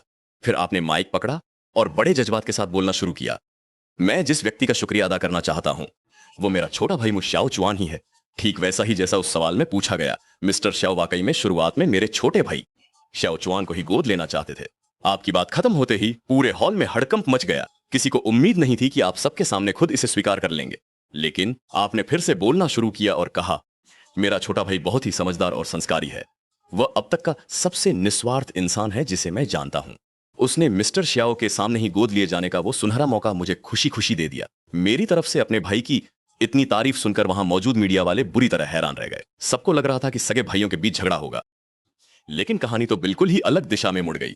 इस वक्त खुद मुशियाओ भी पूरी तरह कंफ्यूज था कि आखिर उसका बड़ा भाई करना क्या चाहता है। मेरी तारीफों का सिलसिला अभी थमा नहीं था। मैंने आगे कहा, सच तो यह है कि छोटे भाई के इस कदम से मुझे कोई हैरानी नहीं हुई। मेरा भाई बचपन से ही पढ़ाई और काम में बहुत होशियार रहा है। घर का छोटे से छोटा काम हो या बड़ा काम, वह खुद आगे बढ़कर सब कुछ कर लेता था और इसके बावजूद उसने कभी अपनी पढ़ाई नहीं छोड़ी। इतना ही नहीं, वह बहुत ऊंचे विचारों वाला इंसान है। उसे मेहनत किए बिना कुछ भी पाना बिल्कुल पसंद नहीं है। उसका मानना है कि सिर्फ ज्ञान ही किस्मत बदल सकता है। इसलिए उसने खुद आराम करने का मौका मुझे दे दिया और खुद कड़ी मेहनत करके पढ़ाई करने का रास्ता चुना। मैं डंके की चोट पर कह सकता हूं कि मेरा भाई दुनिया का सबसे अच्छा भाई है। मेरी इन मीठी मीठी बातों ने मुशियाओ को पूरी तरह सन कर दिया था। हालांकि मैं उसकी तारीफ ही कर रहा था, लेकिन उसे एहसास हो रहा था कि दाल में कुछ काला है। उसे समझ नहीं आ रहा था कि इसका विरोध कैसे करे। क्या वह सबके सामने आकर यह कहे कि उसका भाई झूठ बोल रहा है और वह ऐसा बिल्कुल नहीं है। मुशियाओ का चेहरा गुस्से और शर्म के मारे कभी सफेद तो कभी नीला पड़ रहा था, जिसे देखकर मेरे मन में हंसी के फव्वारे छूट रहे थे। मेरे प्यारे भाई, क्या तुम्हें उल्टी सीधी बातें करने का शौक नहीं है? तो अब लो, मैंने तुम्हारी उन बातों को सच साबित कर दिया।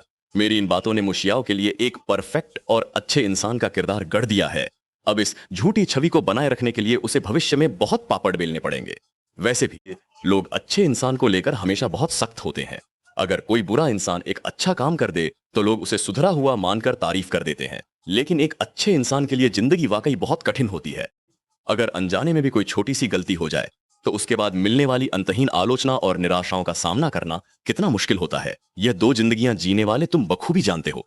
तुम इंसानी फितरत से अच्छी तरह वाकिफ हो। तुमने कहा, मैं वास्तव में अपने छोटे भाई का बहुत आभारी हूं कि उसने मुझे गोद लेने का यह अवसर दे दिया। क्या आप में से कोई मुझसे कुछ और पूछना चाहता है? तभी भीड़ से एक सवाल आया, तुम कह रहे हो कि गोद लेने का यह मौका तुम्हारे भाई ने तुम्हें दिया, लेकिन इस बात से इनकार नहीं किया जा सकता कि तुमने अपने भाई के भाग्य को बदलने का अवसर छीन लिया है। क्या तुम्हें जरा भी शर्मिंदगी महसूस नहीं होती? जो पहले से ही समझ नहीं पा रहा था कि क्या करे। मु शाओ चुआन ने इस सवाल को सुनते ही तुरंत मौके का फायदा उठाया और बोलना शुरू किया, जब तक बड़े भैया आलीशान और खुशहाल जिंदगी जी सके। मेरे जैसे छोटे भाई के लिए थोड़ी तकलीफ सहना कोई बड़ी बात नहीं है। इस एक हरकत ने तुरंत दोनों के बीच का अंतर साफ कर दिया। लोग कहने लगे, देखो इसे कहते हैं भाई का प्यार। काश हर किसी का छोटा भाई इतना समझदार होता। मु शाओ चुआन की इन बातों ने उसके ऊपर त्याग और निस्वार्थ होने का एक पवित्र मुखौटा चढ़ा दिया। उसने खुद को एक महान इंसान के रूप में पेश किया, जबकि मु छेन की छवि एक ऐसे स्वार्थी बड़े भाई की बन गई जो अपने भाई के बलिदान की कमाई पर ऐश कर रहा था।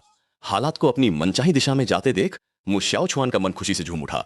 उसने तिरछी नजरों से तुम्हारी तरफ देखा और बोला, बड़े भैया आप तो बहुत बोल रहे थे ना, अब चुप क्यों हो गए? तुमने मु शाओ चुआन की इस खुशी और ताने को महसूस किया। तुमने एक लंबी सांस ली और अपनी जगह से खड़े हो गए। तुमने बगल में खड़े शाओ छूशेंग की तरफ मुड़कर उन्हें झुककर प्रणाम किया और कहा, मुझे माफ कर दीजिए, मैंने आपसे बिना सलाह लिए ही यह फैसला ले लिया। इस वक्त शाओ छूशेंग तुम्हारी हरकत को देखकर उलझन में थे। तभी तुमने अपना हाथ आगे बढ़ाया, मु शाओ चुआन का हाथ पकड़ा और उसे ऊपर उठा दिया। मेरे छोटे भाई की निस्वार्थ भावना के मुकाबले एक बड़ा भाई होने के नाते मैं वाकई बहुत स्वार्थी था। इसीलिए मैं सबके सामने यह घोषणा करता हूं कि मैं गोद लिए जाने का यह अवसर अपने छोटे भाई मु शाओ चुआन को वापस देता हूं। तुम्हारे इस कदम ने पूरे हॉल में सन्नाटा फैला दिया, खासकर मु शाओ चुआन। वह अविश्वास भरी नजरों से तुम्हें देख रहा था। उसने पूछा, भाई क्या तुम पागल हो गए हो? तुमने अपना सिर ना में हिलाया और कहा, मैं पूरी तरह होश में हूं। मैं बड़ा भाई हूं और मेरा फर्ज है कि मैं अपने छोटे भाई का ख्याल रखूं। ऐसा कहीं नहीं लिखा कि छोटा भाई अपने बड़े भाई के लिए कुर्बानी दे। जहां तक पढ़ाई के इस कठिन रास्ते की बात है तो इसे मुझे ही तय करने दो। जब तुमने पढ़ाई शब्द पर जोर दिया तो मुशियाओ चुआन के अंदर हलचल मच गई। पिछले जन्म के अपने दर्दनाक अनुभवों को याद करके वह तुरंत भावुक हो गया। गोद लिए जाने का अंत कितना भयानक था, यह वह अच्छी तरह जानता था। उसे पता था कि सिर्फ पढ़ाई ही उसे असली विजेता बना सकती है। उसने चिल्लाकर कहा, नहीं, मुझे गोद नहीं लिया जाना है, मुझे पढ़ाई करनी है। मुशियाओ चुआन ने तुम्हारा हाथ जोर से झटक दिया। दोबारा जन्म लेने के बाद उसने बड़ी मुश्किल से यह सही रास्ता चुना था। वह किसी भी कीमत पर अपनी पुरानी गलतियां नहीं दोहराना चाहता था।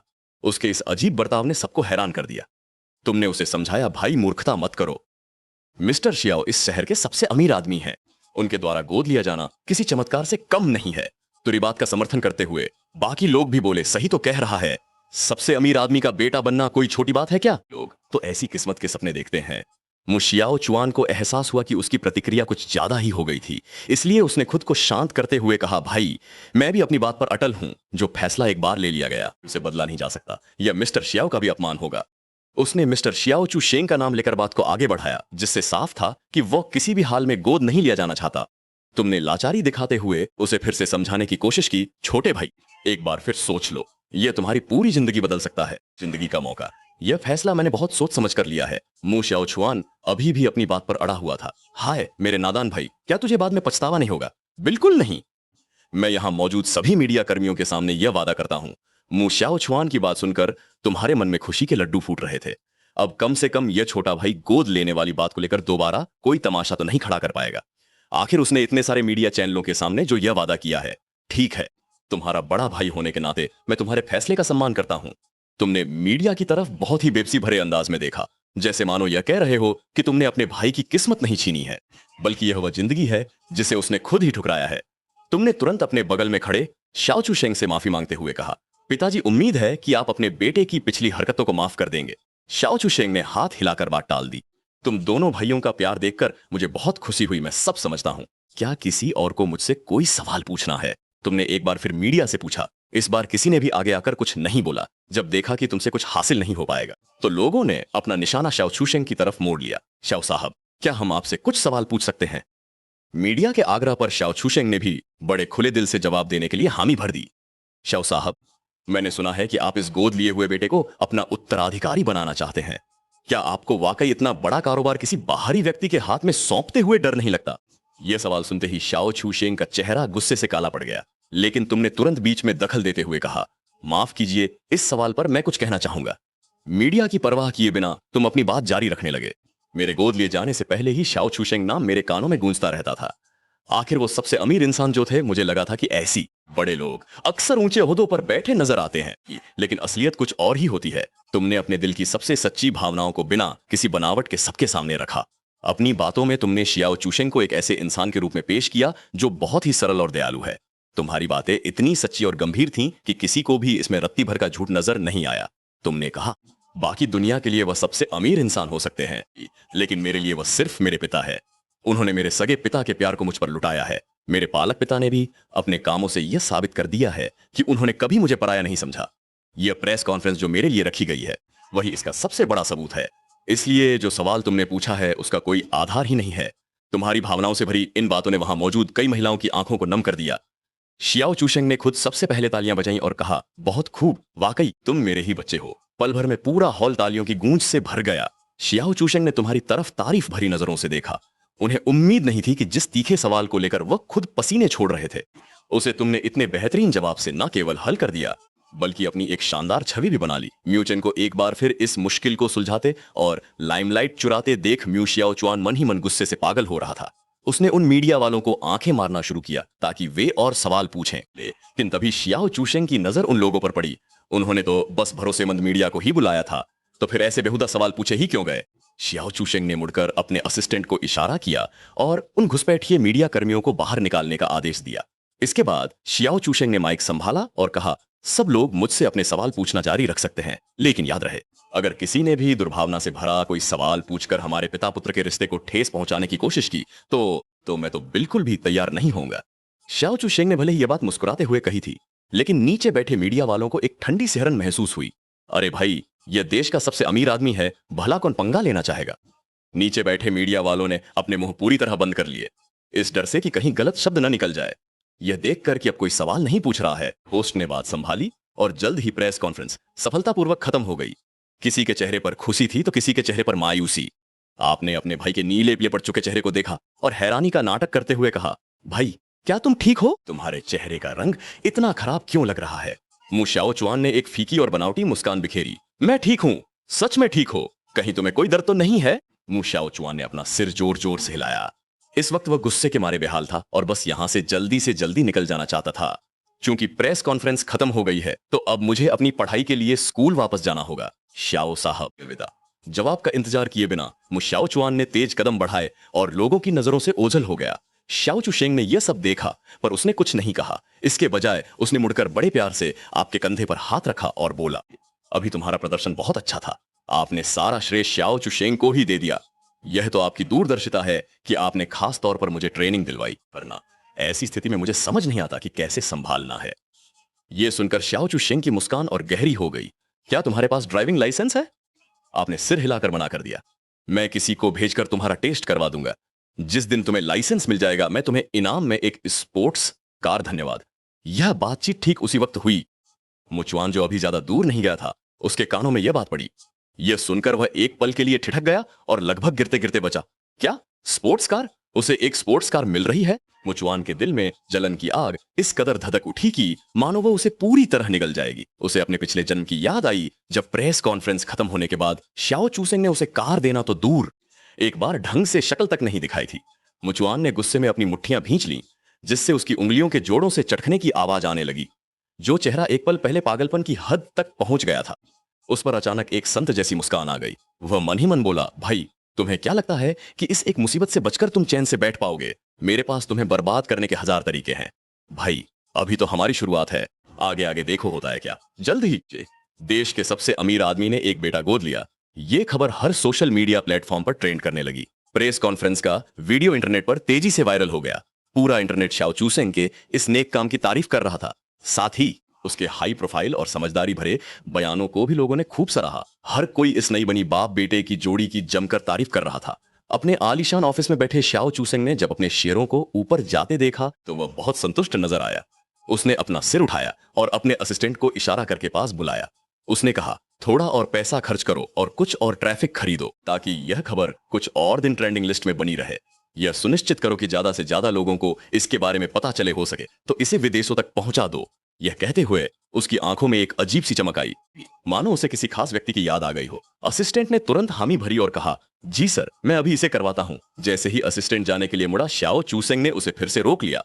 उसने कहा, आज रात का समय खाली रखना, मैं एक फैमिली डिनर आयोजित कर रहा हूं। कुछ प्रोफेशनल फोटोग्राफर्स को भी बुला लेना ताकि अच्छी तस्वीरें लेकर उन्हें ऑनलाइन पोस्ट किया जा सके। असिस्टेंट के जाने के बाद शाओ चूसेंग अपनी जगह से उठा और खिड़की के पास जाकर नीचे के शहर का नजारा देखने लगा। शहर की चकाचौंध भरी सड़कों के बीच जिया यान मन ही मन कुछ सोच रही थी। वह पूरी दुनिया को मुचैन के साथ अपने अच्छे रिश्तों की झलक दिखाना चाहती थी ताकि लोगों के बीच उसकी एक परफेक्ट छवि बनी रहे, और साथ ही उस खास इंसान को चिढ़ाने का कोई मौका नहीं छोड़ना चाहती थी। देखते ही देखते इंटरनेट पर जिया यान की खूबसूरत तस्वीरें और प्यार भरे वीडियो क्लिप्स वायरल हो गए। तस्वीरों में मुचैन और शाओ चूसेंग मुस्कुराते हुए बातचीत कर रहे थे। मेज पर रखे लजीज खाने और आसपास की सजावट से सब कुछ काफी आलीशान लग रहा था।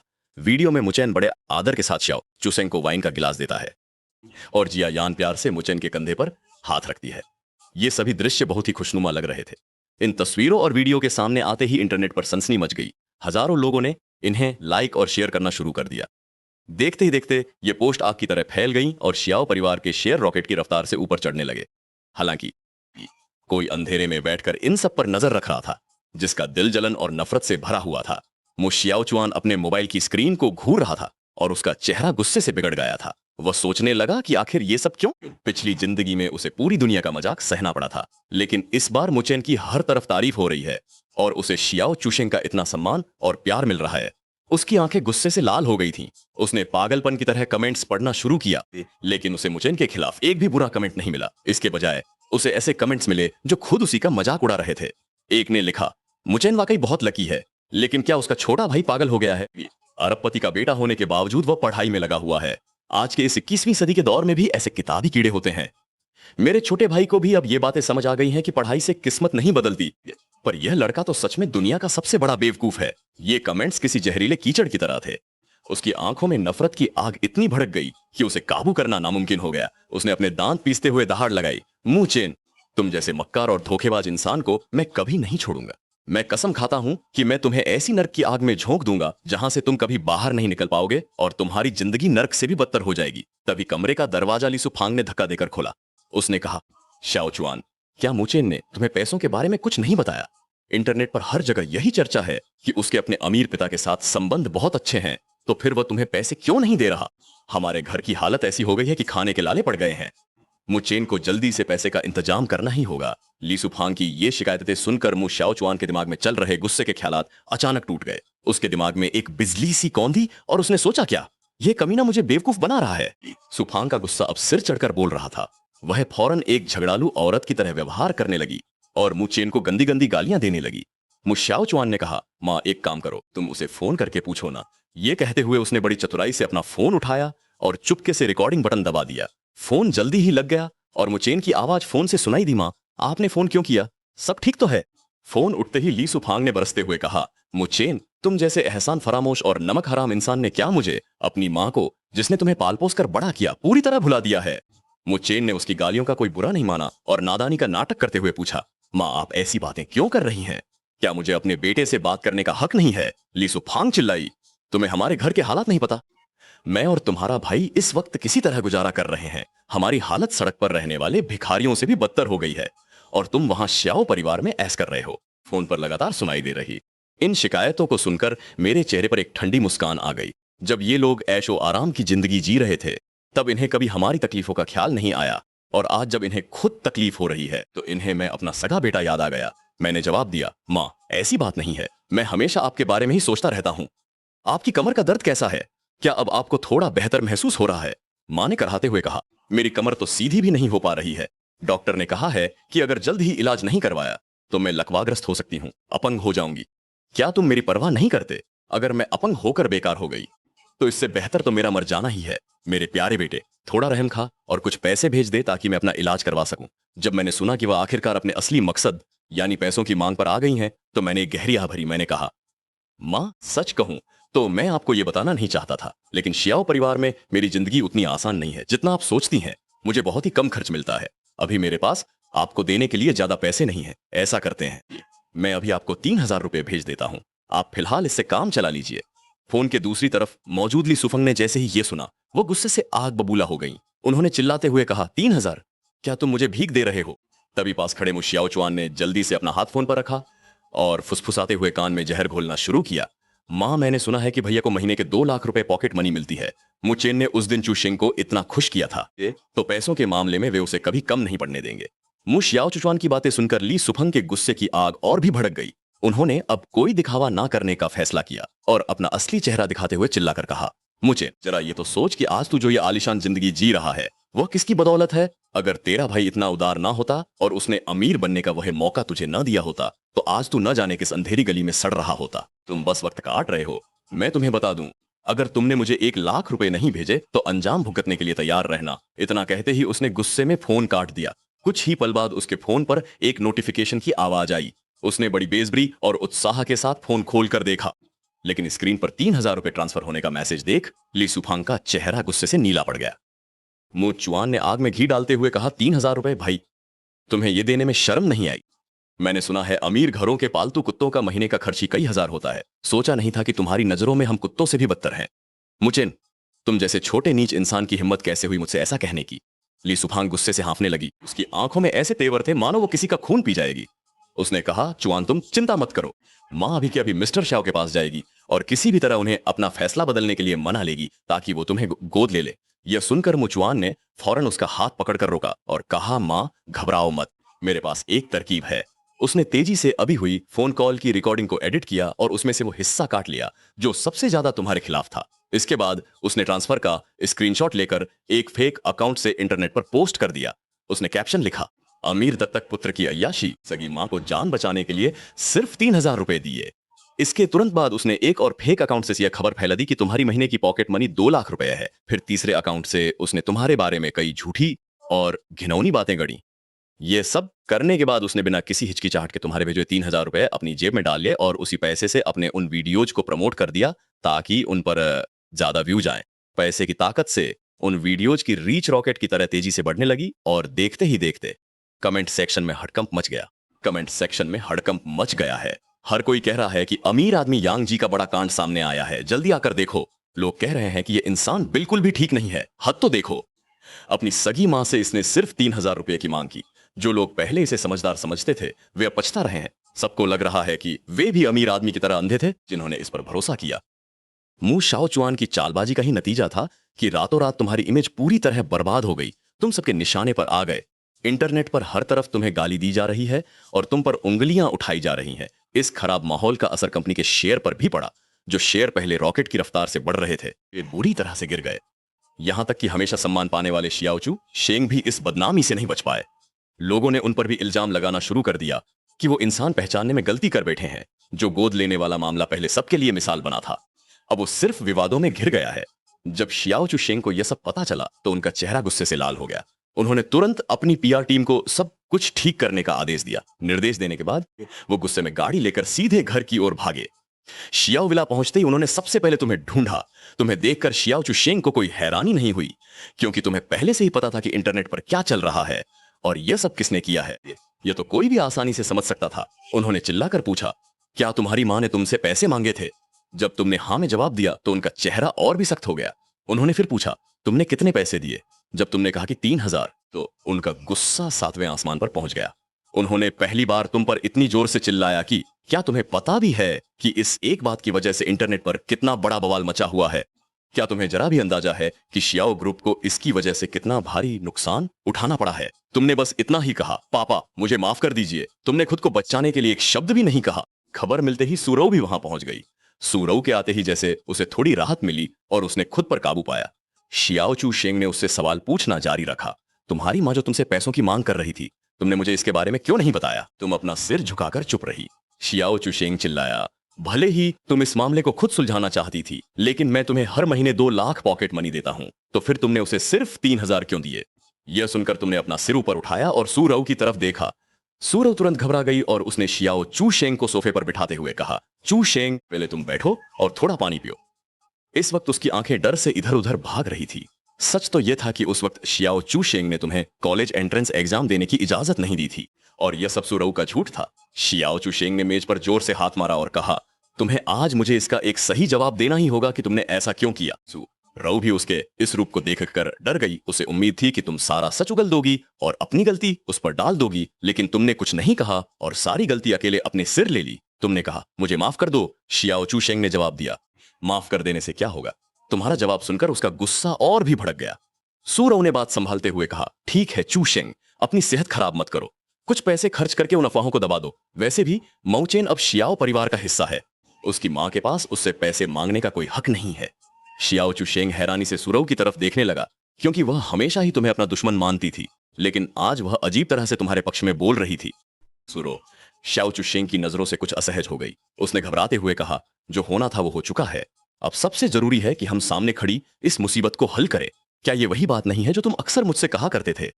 शियाओ चू शेंग ने धीरे धीरे अपने गुस्से को शांत किया और बोला, मेरे कमरे में जाओ और अपनी हरकतों पर गंभीरता से विचार करो। जब तक मेरी इजाजत ना हो कमरे से बाहर कदम भी मत रखना। तुम बिना किसी सफाई के चुपचाप अपने कमरे में वापस चले गए। तुम्हें जाता देख सूरो का मन कड़वाहट से भर गया। जल्द ही शियाओ चू शेंग ने भारी रकम खर्च की और इंटरनेट पर फैल रही नकारात्मक खबरों को पूरी तरह से काबू में कर लिया। दूसरी तरफ मुशियाओ चुआन मजे से सिगरेट पी रहा था। बेहद खुशी के साथ उसने सोशल मीडिया प्लेटफॉर्म खोला। उसे उम्मीद थी कि वह तुम्हारी बर्बादी और बदनामी की खबरें देखेगा, लेकिन उसने पाया कि तुम्हारे खिलाफ चल रही सारी बातें अचानक गायब हो गई थी। उसके छोटे अकाउंट से डाली गई वीडियो भी हटा दी गई थी। वह हार मानने वालों में से नहीं था। उसने तुरंत दोबारा वीडियो पोस्ट की, लेकिन इस बार वीडियो पर कोई व्यूज नहीं आए। मुशियाओ चुआन गुस्से से तमतमा गया और उसने सिगरेट के टुकड़े को अपनी उंगलियों से कुचल दिया। उसे पता चल गया था कि शियाओ परिवार ने पैसे के दम पर यह सब दबा दिया है। उसने मन ही मन सोचा, क्या तुम्हें लगता है कि पैसे के दम पर इसे दबा दोगे तो मेरा कुछ नहीं बिगाड़ पाओगे? मुशियाओ चुआन ने तुरंत ली सुफांग को कमरे में खींचा और उसके फोन का इस्तेमाल करके अपना नाम दर्ज कराकर एक वीडियो अकाउंट बनाया। उसने कहा, मां मेरी बात सुनो, थोड़ी देर में मैं तुम्हें जो डायलॉग लिख कर दे रहा हूं, तुम्हें ठीक वैसे ही एक वीडियो रिकॉर्ड करना है। वीडियो रिकॉर्ड होने के तुरंत बाद मुशियाओ चुआन लोन ऐप पर गया और एक झटके में 10,000 रुपए का कर्ज लिया। जिसे उसने पूरा का पूरा वीडियो की रीच बढ़ाने में लगा दिया। कुछ ही देर में इंटरनेट पर एक वीडियो आग की तरह फैल गई। उसमें ली सुफांग बोल रही थी, दोस्तों मैं मुचेंग की सगी माँ ली सुफांग हूँ। इंटरनेट पर जो कुछ भी फैल रहा है वो पूरी तरह सच है। मुझे वाकई में मुचेंग से सिर्फ 3,000 रुपए मिले थे। ये रही हमारी चैट की हिस्ट्री और मैं खुद भी। यह अस्पताल द्वारा दिया गया मेरा मेडिकल सर्टिफिकेट है, जिसमें साफ लिखा है कि मैं गंभीर बीमारी से जूझ रहा हूं। देखते ही देखते सोशल मीडिया के हर बड़े प्लेटफॉर्म पर सबसे अमीर आदमी का बेटा यांग जी की असली मां का बयान। मुचेन एक एहसान फरामोश है और 3,000 रुपए के इलाज का पैसा जैसे हैशटैग ट्रेंड करने लगे। ली सुफांग के बयान ने तुम पर लगे आरोपों को और पक्का कर दिया, जिससे हालात पूरी तरह बेकाबू हो गए। नेटिजन्स का दिल अब ली सुफांग के लिए धड़क रहा था और तुम्हारे खिलाफ नफरत बढ़ती जा रही थी। बड़े बड़े मीडिया हाउस इस खबर को कवर कर रहे थे, जिससे यह मामला पहले से कहीं ज्यादा चर्चा में आ गया। सोशल मीडिया पर लोगों की राय एक बाढ़ की तरह उमड़ पड़ी, यहां तक कि कई वीडियो प्लेटफॉर्म्स के सर्वर्स भी क्रैश हो गए। धीरे धीरे लोगों को समझ आया कि बस एक वीडियो बनाकर तुम्हें गाली देने से ही उन्हें जबरदस्त व्यूज मिल रहे हैं। करोड़ों फॉलोअर्स वाले बड़े इन्फ्लुएंसर से लेकर आम लोग तक हर कोई तुम्हारे खिलाफ वीडियो डाल रहा था। रातों रात तुम एक ऐसे अपराधी बन गए जिसे हर कोई निशाना बना रहा था। इधर शाओचू शेंग ने हर मुमकिन कोशिश की, चाहे कितना भी पैसा खर्च करना पड़े, पर इस मामले की गर्माहट कम नहीं हो रही थी। शाओ ग्रुप के शेयर्स बुरी तरह गिर गए और एक ही दिन में कंपनी को 100 करोड़ रुपए से ज्यादा का नुकसान हो गया। बड़े बड़े तूफानों का सामना करने वाले शाओचू शेंग पहली बार इतने बेबस नजर आए। उसी वक्त मामले की गंभीरता को समझते हुए सु रोंग पहले ही शाओचू शेंग के पास पहुंच गई थी। वह उसे किसी से मिलने से रोकना चाहती थी। सु रोंग अच्छी तरह जानती थी कि तुम पहले ही काफी अपमान सह चुके हो, तो थोड़ा और सहने से कोई फर्क नहीं पड़ेगा। सु रोंग ने फैसला किया और दरवाजा खोलकर अंदर गई। उसने शाओचू शेंग के पास जाकर धीरे धीरे उसके सिर की मालिश की और बोली, चू शेंग, मैंने तो तुम्हें शुरुआत में ही समझाया था कि किसी गोद लिए हुए बेटे को पालने की गलती मत करो, लेकिन देखो आज बात यहां तक पहुंच गई है। सच तो यह है कि इंटरनेट पर खबरों के फैलने की रफ्तार वाकई हैरान कर देने वाली है। मुझे इनके बारे में तो अब हर कोई जान चुका है। मुझे नहीं लगता कि हम कोई भी तरीका अपना लें। यह बात अब तब पाएगी। मेरी मानो तो मुचेन को फौरन शियाओ परिवार से बाहर निकाल दो और बाहर एक माफीनामा जारी कर दो। कह देना कि उसे गोद लेना सिर्फ तुम्हारी एक नेकी थी, तो नेटिजन्स हम पर गुस्सा नहीं होंगे। शुआन वुवेन की बात सुनकर शियाओ चूसेंग ने उसका हाथ झटक दिया और उसकी तरफ मुड़कर पूरी गंभीरता से बोला, इस वक्त मुचेन को छोड़ने का मतलब क्या होगा? लोग क्या कहेंगे? क्या वे मुझे यह नहीं कहेंगे कि मैंने गलत इंसान को पहचाना और वक्त के साथ अपना रंग बदल लिया? सिर्फ इतना ही नहीं, वे कहेंगे कि शियाओ चूसेंग एक बेरहम और मौका परस्त इंसान है। शियाओ परिवार की साख मिट्टी में मिल जाएगी और तब जो नुकसान होगा वह सिर्फ 10-12 अरब का नहीं होगा। यह सुनकर सूरो वाकई घबरा गई। उसने पूछा, अगर हम उसे निकाल भी नहीं सकते और इस मामले को दबा भी नहीं पा रहे, तो फिर हम क्या करें? शियाओ चूसेंग की भौहें तन गईं और उसकी आंखों में थकान के साथ साथ एक दृढ़ता भी थी। उसने कहा, सिर्फ मुचेन और उसकी मां का सुलह करना ही इस तूफान को शांत करने का एकमात्र रास्ता है। उसकी बात खत्म ही हुई थी कि सूरो का फोन बज उठा। वह झांग यिंग का फोन था। फोन रखने के बाद सूरो का चेहरा खुशी से चमक उठा। उसने बताया कि मुचेन की मां उससे मिलने आई है। यह खबर मिलते ही दोनों जल्दी से घर की तरफ निकले। उसी वक्त सुफांग को तुम्हारे कमरे में लाया गया और उसे अपने बेटे से कुछ बातें करनी थी। मुचेन ने झांग यिंग को बाहर निकाल दिया और कमरे का दरवाजा बंद कर लिया। वह अपनी आंखों से कमरे की आलीशान सजावट को देख रहा था और उसकी नजरों में पैसों के लिए एक भूख साफ दिखाई दे रही थी। तुम एक कोने में खड़े थे। थोड़ी देर बाद तुमने दबी आवाज में पूछा, मां, आपने वीडियो डालकर मुझे बदनाम क्यों किया? इसकी वजह से शियाओ परिवार का बहुत पैसा डूबा है और मुझे भी बहुत खरी खोटी सुननी पड़ी है। मैं तुम्हारा सगा बेटा हूं। तुम मेरे साथ ऐसा कैसे कर सकती हो? तुम्हारी यह शिकायत सुनकर ली सुफांग को जरा भी पछतावा नहीं हुआ। उसने कमर पर हाथ रखकर तुम्हें ही दोषी ठहराते हुए कहा, अब डर लग रहा है। जब मैं तुमसे पैसे मांग रही थी तब कहां थे? क्या मैंने तुम्हें पैसे नहीं दिए थे?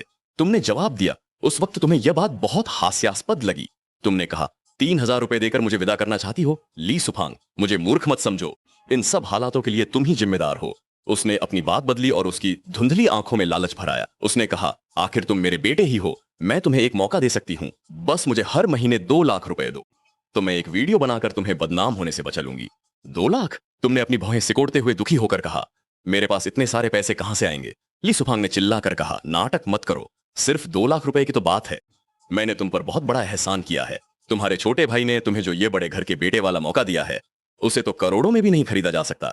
ये तुम्हें सुधारने का आखिरी मौका है। अगर इसे नहीं माना तो बाद में पछताओगे। उसके इस घिनौने चेहरे को देखकर तुम्हें बहुत घिन आ रही थी। तुमने कहा, मां मुझे माफ करना, मैं इसके लिए तैयार नहीं हूं। अपना प्रस्ताव ठुकराए जाने पर ली सुफांग ने झल्ला कर कहा, ठीक है, तो फिर मैं सबको दिखाती हूं कि तुम कितने बदतमीज बेटे हो। यह कहते हुए उसने अपना फोन निकाला, वीडियो प्लेटफॉर्म खोला और तुरंत लाइव स्ट्रीमिंग शुरू कर दी। उसने चिल्लाकर कहा, सब लोग जल्दी देखो। मेरा बेटा इतने बड़े बंगले में रहता है, इतने शानदार कमरे में सोता है, खाने पीने की हर चीज महंगी है, लेकिन अपनी माँ को इलाज के लिए थोड़े से पैसे देने में भी उसे शर्म आती है। वह कहता है कि मैं पैसे बर्बाद कर दूंगी, पर अपनी माँ को एक फूटी कौड़ी भी नहीं दूंगा। हाय रे, मेरी किस्मत कितनी खराब है। मैंने दिन रात मेहनत करके इसे पाला पोसा और बदले में मुझे यह सब मिल रहा है। ऐसे नालायक बेटे को जन्म देने से तो अच्छा था कि मैं मर ही जाती। सुफांग की इस हरकत ने तुरंत हजारों दर्शकों को अपनी तरफ खींच लिया। लाइव स्ट्रीम के कमेंट्स तेजी से भाग रहे थे और नेटिजन्स पूरी तरह से उसी की तरफ होकर ली सुफांग को गलत ठहरा रहे थे। यह देखकर ली सुफांग के होठों पर एक जीत वाली मुस्कान आ गई। माँ, तुम ये सब क्या कर रही हो? बंद करो इसे। तुम गुस्से का नाटक करते हुए उसकी तरफ बढ़े और फोन छीनने की कोशिश की। ली सुफांग ने शुरू में तो अनजाने में खुद को बचाया, लेकिन फिर उसकी आंखों में एक चमक आई। वह तुरंत फोन लेकर फर्श पर लेट गई। हाय रे, मदद करो। देखो सब लोग, मैंने तो बस अपने बेटे को थोड़ा समझाने की कोशिश की और इसने मुझ पर हाथ उठा दिया। उसने रोते हुए आगे कहा, मुझे इन माँ की गलती है। माँ अब तुम्हें कुछ नहीं कहेगी, बस मुझे मारना बंद कर दो। क्या तुम ऐसा कर सकते हो? यह सब देखकर तुम दंग रह गए। तुमने सोचा अगर वह अभिनेत्री नहीं बनी तो सच में बहुत बड़ा नुकसान हो गया। माँ, मैंने तुम्हें कहाँ मारा? मैं तो बस ये चाहता था कि तुम इसे लाइव स्ट्रीम ना करो। आखिरकार घर की बातें बाहर नहीं जानी चाहिए। मेरे पास जीने के लिए ज्यादा वक्त नहीं है। मुझे नहीं पता मैं कितने साल और जिंदा रहूंगी, तो मुझे घर की बदनामी का डर क्यों होगा? तो तुम्हें वाकई घबराया हुआ देख कर ली सुफांग ने अपना हाथ फोन पर रखा और धीमी आवाज में तुम्हें धमकाया। क्या हुआ? डर गए? अभी भी वक्त है, मेरी मांग मान लो। तुमने मन ही मन एक ठंडी मुस्कान दी, लेकिन चेहरे पर अभी भी घबराहट और उलझन का दिखावा किया। माँ, ऐसा नहीं है कि मैं तुम्हारी बात नहीं मानना चाहता, लेकिन सच में मेरे लिए यह करना मुमकिन नहीं है। अच्छा, अभी भी मेरे साथ नाटक कर रही हो? ठीक है, अब तुम अंजाम भुगतने के लिए तैयार हो जाओ। ली सुफांग ने गुस्से में यह कहा और फिर से अपना नया ड्रामा शुरू कर दिया।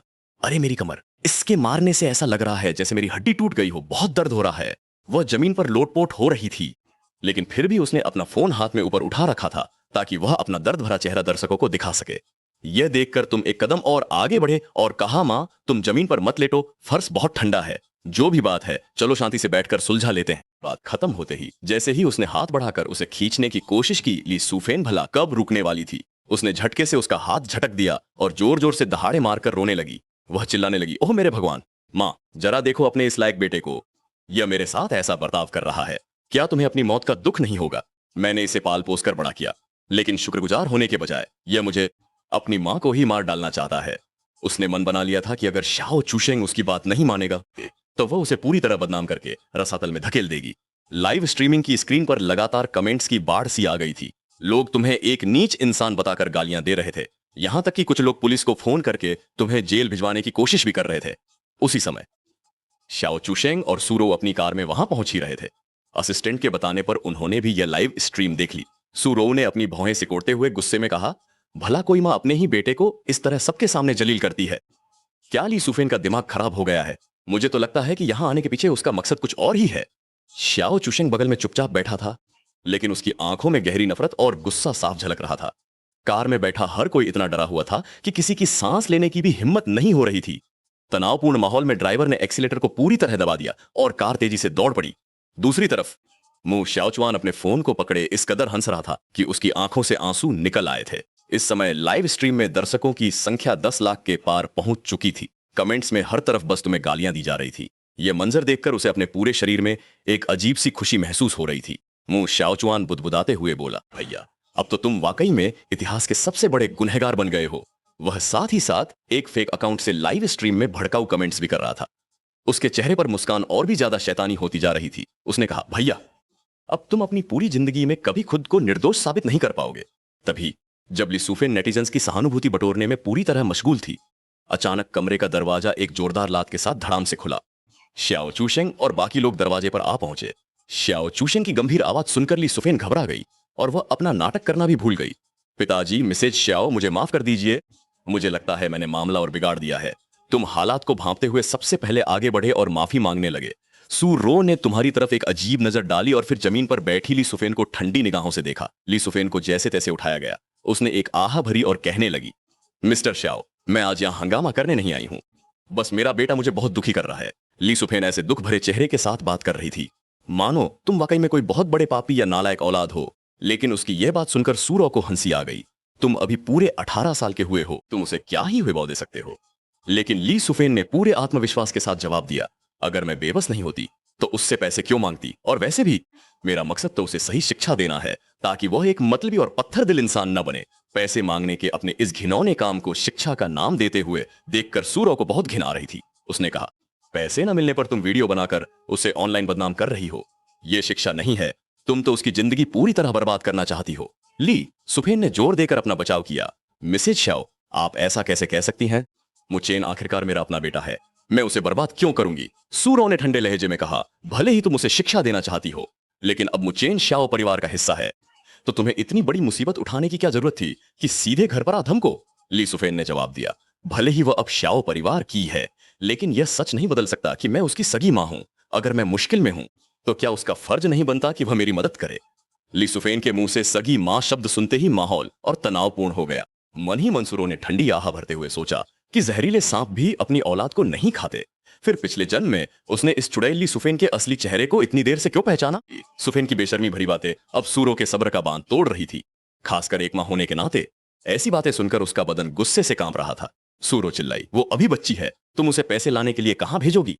सुफेन ने ऊंची आवाज में शोर मचाते हुए कहा, शाओ मैडम, मेरे साथ मजाक मत कीजिए। क्या शाओ परिवार में रहकर उसके पास पैसे नहीं होंगे? वहां तो पैसों की कोई कमी नहीं है, लेकिन मुझे देखो, मुझे सिर्फ 3,000 दिए गए। इसने तो मेरा दिल ही तोड़ दिया। बस बहुत हुआ, उसने अपने सारे पैसे तुम्हें दे दिए, अब तुम्हें और क्या चाहिए? सूरो ने गुस्से में चिल्लाकर ली सुफेन को टोका, लेकिन उसे एहसास नहीं हुआ कि उसने अपनी बात में एक बड़ा राज उगल दिया है। पास खड़े शाओ चुशेंग ने तुरंत बात पकड़ ली और पूछा, सारे पैसे? तुम्हारे इस कहने का क्या मतलब है? शाओ चुशेंग के सवाल का सामना करते हुए सूरो घबरा गई। वो कुछ कहने ही वाली थी कि अचानक तुम वहां आ गए। तुमने धपकी आवाज के साथ ली सुफेन के सामने घुटने टेक दिए और जोर जोर से माथा टेकते हुए बोले, मां, बेटा गलत है, मैं नालायक हूं, आपको जो सजा देनी है दे दो, मैं सब सह लूंगा। यह देखकर ली सुफेन दंग रह गई और बोली, तुम यह क्या कर रहे हो? तुमने अपनी बात जारी रखते हुए कहा, आपके इलाज के पैसे का इंतजाम मैं कर लूंगा, लेकिन मां, मैं सच में नहीं चाहता कि आप शाओ परिवार से पैसे मांगे। ऊपर से आप 1 करोड़ की मांग कर रही हैं, यह कैसे हो सकता है? तुम यह क्या पागलपन वाली बातें कर रहे हो? मैंने कब कहा कि मुझे 1 करोड़ चाहिए? सुफेन सफाई देने ही वाली थी कि तुमने अपनी आवाज और तेज कर दी ताकि उसकी आवाज दब जाए। तुमने कहा, शाओ परिवार ने मुझे गोद लिया है, मेरे छोटे भाई की पढ़ाई का खर्चा उठाया है, उन्होंने हमारी बहुत मदद की है, हम उनसे बार बार मांग नहीं सकते। शाओ परिवार पर हमारा कोई कर्ज नहीं है, ऐसा करना सरासर गलत है। बेटा, मैं तुम्हारी ये फालतू बातें और नहीं सुन सकता। ली सुफेन घबरा गई और उसने तुम्हें पकड़कर जोर जोर से थप्पड़ मारने शुरू कर दिए। वह चिल्लाई, कमभक्त लड़के, अगर तुमने एक भी शब्द और बोला तो मैं तुझे जान से मार डालूंगी। लेकिन तुम अपनी बात पर अडिग रहे। तुमने कहा, मां मुझे मार लो, अपना सारा गुस्सा मुझ पर निकाल लो, लेकिन पैसे के लिए मैं वो गलत काम नहीं कर सकता। उसने गुस्से में कहा, अच्छा तो तुझे मार खानी है, ठीक है, मैं तेरी ये इच्छा भी पूरी कर देती हूं। आज मैं तुझे अच्छे से सबक सिखा कर रहूंगी।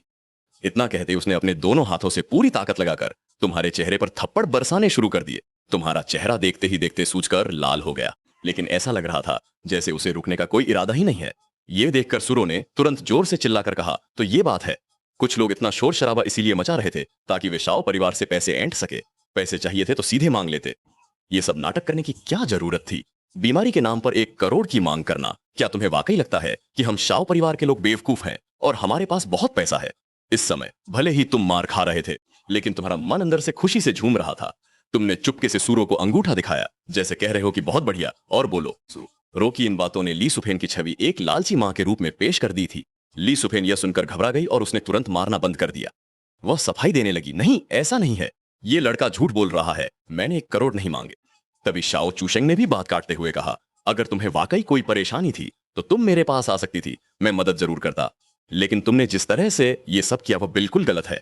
जब उसने देखा कि कोई भी उस पर यकीन नहीं कर रहा है, तो ली सुफेन ने फिर से अपना सारा गुस्सा तुम पर निकाल दिया। उसने कहा, मिस्टर शाओ, आप इसकी बातों में मत आइए, आपको नहीं पता, आप इसे हर महीने जो पॉकेट मनी देते हैं वो उसे बाहर जाकर अय्याशी में उड़ा देता है। नाइट क्लब में एक बोतल शराब पर यह 10,000 से ज्यादा खर्च कर देता है। लेकिन जब मैं अपनी बीमारी के लिए इलाज के पैसे मांगती हूँ तो ये झूठ बोलता है कि इसके पास पैसे नहीं है और मुझे सिर्फ 3,000 देता है। क्या ये मुझे पागल समझता है? अगर भीख मांगने वाले के साथ ऐसा सुलूक हो रहा है तो फिर तुम लोगों के साथ क्या होगा, ये तो तुम समझ ही सकते हो। मुचेन, यह जन्मजात से ही बुरा है, बस बहुत हुआ, उसका हर महीने का खर्च सिर्फ 3,000 रुपए है, जो पूरा का पूरा तुम्हें दे दिया जाता है। अब तुम्हें और क्या चाहिए? सूरो ये सुन रही थी, वह खामोश थी, लेकिन अंत में उसने सच बोल ही दिया। इस एक बात ने वहां मौजूद सभी लोगों को हैरान कर दिया, यहां तक कि लाइव स्ट्रीम देख रहे दर्शक भी एकदम शांत हो गए। शाओ चूशेंग हैरान होकर सूरो की तरफ देखने लगा। तुमने क्या कहा? 3,000? क्या मैं उसे हर महीने 2 लाख रुपए की पॉकेट मनी नहीं देता था? सूरव ने अब कुछ नहीं छुपाया और कहा, मैंने अकाउंट्स डिपार्टमेंट को बोल रखा था कि हर महीने उसे सिर्फ 3,000 ही दिए जाएं। यह सुनकर वहां मौजूद हर कोई दंग रह गया और इंटरनेट पर भी लोग तरह तरह की बातें करने लगे। क्या मुचेन का खर्च सिर्फ 3,000 रुपए है? यह कैसे मुमकिन है? क्या वह देश के सबसे अमीर आदमी का बेटा नहीं है? कहीं ये लोग मुचेन को बेगुनाह साबित करने के लिए झूठ तो नहीं बोल रहे? सिर्फ 3,000 कैसे हो सकते हैं? शाओ साहब ने तो खुद कहा था कि उसे हर महीने 2 लाख रुपए मिलते हैं। ली सुफेन को इस पर बिल्कुल यकीन नहीं था। उसे लगा कि वे सब झूठ बोल रहे हैं, लेकिन सुरु को अब किसी की परवाह नहीं थी। उसने सामने खड़े शाओचू शेंग की तरफ देखा और कहा, इस मामले में वाकई मेरी गलती है। मेरी वजह से मुचेन को बेगुनाह होते हुए भी जलील होना पड़ा और शाओ परिवार भी इस मुसीबत में फंस गया। इस वक्त शाओ चू शेंग का चेहरा बहुत बिगड़ा हुआ था। वह अपनी पत्नी को अच्छी तरह जानता था और उसे पता था कि जो वह कह रही है वह सच ही होगा, लेकिन उसे इस बात का अंदाजा नहीं था कि यह पूरा मामला उसकी अपनी पत्नी की वजह से शुरू हुआ है। तभी लाइव स्ट्रीम के कमेंट्स तेजी से चलने लगे। देखो, किसी ने मुचेन का बैंक स्टेटमेंट निकाल लिया है। उसके बैंक खाते में सिर्फ 3,000 का ही लेन देन है। शाओ मैम जो कह रही थी वह सच है और स्टेटमेंट से तो यह भी पता चलता है कि पिछले कुछ दिनों से मुचेन ने 1 रुपया भी खर्च नहीं किया है। मुचेन ने अपने पास मौजूद सारे पैसे अपनी मां को दे दिए थे और अपने लिए एक भी पैसा नहीं रखा। यह देखकर शाओ चू शेंग ने गुस्से में सूरो से कहा, तुमने मुझे यह बात पहले क्यों नहीं बताई? इस डांट के कारण सूरो के पास अपनी सफाई देने के लिए कोई शब्द नहीं थे। उस समय उसने बिल्कुल नहीं सोचा था कि यह कदम शाओ परिवार के लिए इतनी बड़ी मुसीबत बन जाएगा। तभी तुम्हारी आवाज गूंजी, पिताजी। आपकी आवाज सुनकर मुझे बहुत दुख हो रहा है। सू मैडम ने जो भी किया मेरे भले के लिए ही किया था। आप जानते हैं, मैं एक गरीब परिवार से हूँ। अचानक मेरे पास इतना पैसा आ जाता तो हो सकता था कि मैं गलत रास्ते पर निकल जाता और मेरा चरित्र खराब हो जाता। यह कहते हुए तुम शाओ चू शेंग के सामने घुटनों पर बैठ गए और आगे कहा, इसलिए सू मैडम ने जो किया वह सही था। मैं उनका बहुत आभारी हूँ। सच तो यह है कि यह सब मेरी गलती है। अगर मैंने आपको समय पर बता दिया होता तो यह नौबत नहीं आती। पास खड़ी ली सुफेन ने देखा कि तुम अपनी छवि सुधारने की कोशिश कर रहे हो तो वह घबरा गई और बीच में ही बोल पड़ी, जी हाँ शाओ साहब, सच तो यह है कि गलती मुचेन की ही है। उसने झूठ बोला और बेईमानी की। देखा जाए तो वह तो मुझे ही नापसंद करता है, वरना वह मुझसे यह बात क्यों छिपाता? चुप रहो। सूरो गुस्से में मुड़ी और तुरंत अपना हाथ बढ़ाकर तुम्हें ऊपर खींच लिया। उसने कहा, तुम गलत नहीं हो। अगर वह गलत नहीं है तो क्या मैं जो उसकी मां हूं गलत हूं? यह देखकर कि ली सुफेन अभी भी सारा दोष तुम पर मढ़ने की कोशिश कर रही है, सूरो धीरे धीरे उसकी ओर बढ़ी। सूरो के शरीर से निकल रही दबंग ऊर्जा ने ली सुफेन को सन्न कर दिया। सूरो ने कहा, मुचेन को गोद लेने का फैसला तुम्हारा भी था, है ना? अब मुचेन शाओ परिवार का हिस्सा है और मैं उसकी मां हूं। सूरो की यह बात सुनकर तुम्हारी नजरें उन पर टिक गईं। क्या उन्होंने वाकई तुम्हें अपना लिया है? इतनी जल्दी तुमने अपनी सासू मां को जीत लिया? इस वक्त सूरो का दबदबा देखते ही बन रहा था और वह ली सुफेन पर पूरी तरह हावी हो गई थी। तुम बीमार थे और मुचेन ने अपने जीवन यापन के सारे पैसे तुम्हें दे दिए थे। हालत तो यह है कि तुम अपनी बीमारी के लिए अपने छोटे बेटे के पास नहीं गई, बल्कि उस बेटे के पास आई हो जिसे पहले ही गोद दिया जा चुका है। तुम्हारा इरादा बहुत साफ नजर आ रहा है। सूरो की इन चंद बातों ने ली सुफेन को निरुत्तर कर दिया। उसकी इस स्पष्ट और तर्कपूर्ण बात ने इंटरनेट यूजर्स को भी जगा दिया। लोगों ने कहा, चौफुरन बिल्कुल सही कह रही हैं। जब 2 बेटों को पालने का बोझ भारी लगा तब खुद ही गिड़गिड़ा कर सो परिवार से इस बेटे को गोद लेने की भीख मांगी थी। अब जब बीमार हुई तो फिर से उसी के दरवाजे पर आ गई। इसे कहते हैं सब कुछ हथिया लेने की लालसा। और तो और मुचेन ने यह नहीं कहा कि वह मदद नहीं करेगा। उसने खुद एक पैसा खर्च न करते हुए अपनी सारी कमाई उसे दे दी। फिर भी यह मां इंटरनेट पर अपने ही बेटे को बदनाम कर रही है। हे भगवान, क्या यह सच में अपनी सगी मां है? एक दुष्ट सौतेली मां भी इतनी क्रूर नहीं होती। जब उसने देखा कि इंटरनेट यूजर्स अब उसके इरादों पर सवाल उठा रहे हैं और मुचेन के लिए सहानुभूति दिखा रहे हैं तो ली सुफेन घबरा गई। वह हकलाते हुए बोली, यह तो बस मेरी सोच की कमी थी। मेरा छोटा बेटा पढ़ाई कर रहा है और उसके पास पैसे नहीं है, तो मैंने सोचा कि मेरा बड़ा बेटा अब अमीर है और सक्षम है तो वह थोड़ी मदद कर देगा। मेरा और कोई गलत इरादा नहीं था। वह खुद को बचाने के लिए बहाने बनाने लगी, लेकिन उसकी इन सफाइयों का कोई असर नहीं हुआ।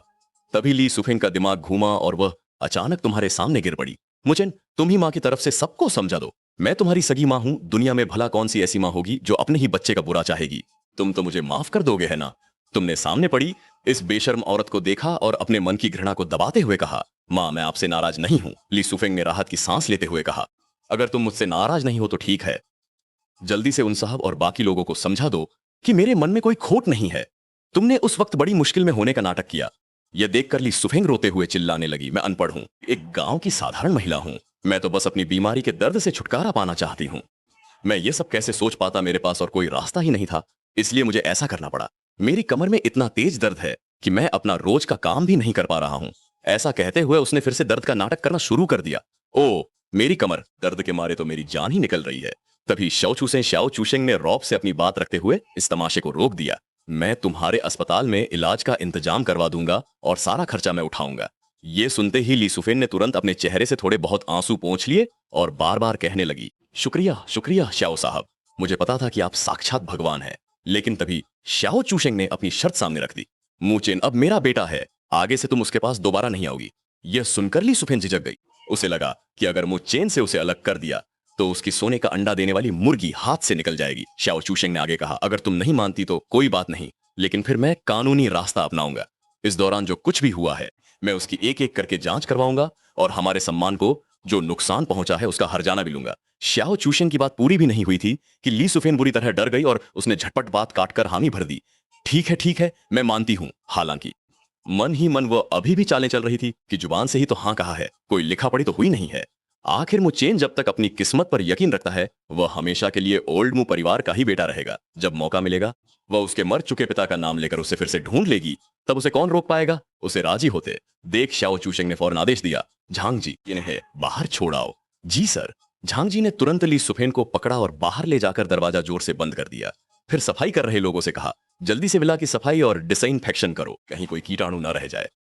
यह बात सुनकर दरवाजे के बाहर खड़ी ली सुफेन को इतना गुस्सा आया कि वह कई मिनट तक गालियां देती रही। लेकिन गाली देते देते अचानक उसे कुछ याद आया। तुम्हारा मोबाइल लाइव स्ट्रीम अभी तक बंद नहीं हुआ था। यह देखते ही उसने जल्दी से अपना फोन निकाला और चेक किया। स्क्रीन देखते ही उसकी आंखें फटी की फटी रह गईं और वह लगभग बेहोश ही होने वाला था। लाइव स्ट्रीम में दर्शकों की संख्या 30 लाख के करीब पहुंच चुकी थी, लेकिन कमेंट्स में सिर्फ उसे गालियां दी जा रही थी। मैसेज इतनी तेजी से स्क्रॉल हो रहे थे कि वह उन्हें पढ़ भी नहीं पा रहा था। ली सुफेन ने कभी ऐसा माहौल नहीं देखा था। वह डर के मारे तुरंत लाइव स्ट्रीम बंद करके वहां से दुम दबाकर भाग खड़ी हुई। दूसरी तरफ सूजे हुए चेहरे के साथ तुम श्याओ चूशेंग के सामने जाकर खड़े हो गए। तुमने कहा, पापा, मेरी माँ ने जो कुछ भी किया उससे श्याओ परिवार की बदनामी हुई है, फिर भी आप उनकी मदद करने को तैयार हैं। आपका बहुत बहुत शुक्रिया।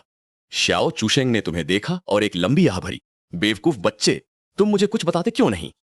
यह सोचकर कि उसने तुम्हें गलत समझा और तुम पर इतना गुस्सा किया, श्याओ चूशेंग की आंखों में पहली बार पछतावा दिखाई दिया। तुम्हारी बात पूरी होने से पहले ही तुम्हारा शरीर अचानक लड़खड़ा गया और तुम बेहोश होकर गिर पड़े। श्याओ चूशेंग के प्राइवेट हॉस्पिटल में डॉक्टर तुम्हें चेक करने के बाद बता रहे थे, मरीज लंबे समय से भूखा था और कमजोरी के कारण बेहोश हुआ है, साथ ही इसे कुपोषण भी है। इसे तुरंत सही डाइट और पोषण देने की जरूरत है। यह सुनकर श्याओ चूशेंग की भौहें तनाव से सिकुड़ गईं। तभी सूरो को अचानक याद आया कि उसने ही नियम बनाया था कि खाना खाने के लिए पैसे देने होंगे और तुमने अपने पूरे महीने का खर्च अपनी मां ली सुफेन को दे दिया था, इसलिए तुम पिछले कई दिनों से भूखे थे। यह सोचकर उसका मन पछतावे से भर गया। साथ ही सूरो डरी हुई भी थी, क्योंकि पॉकेट मनी वाले मामले की वजह से श्याओ चूशेंग पहले ही तुम्हारे प्रति काफी ठंडा व्यवहार कर रहे थे। अगर उन्हें पता चला कि तुम्हारी यह हालत उनकी वजह से हुई है तो क्या स्थिति और ज्यादा खराब नहीं हो जाएगी। श्याओ चूशेंग ने परेशान होते हुए पूछा, झांग जी, यह क्या हो रहा है। वह श्याओ परिवार में रहकर कुपोषित कैसे हो सकता है। श्याओ चूशेंग की त्योरी पर चढ़ी हुई शिकन में एक अजीब सी बेचैनी थी।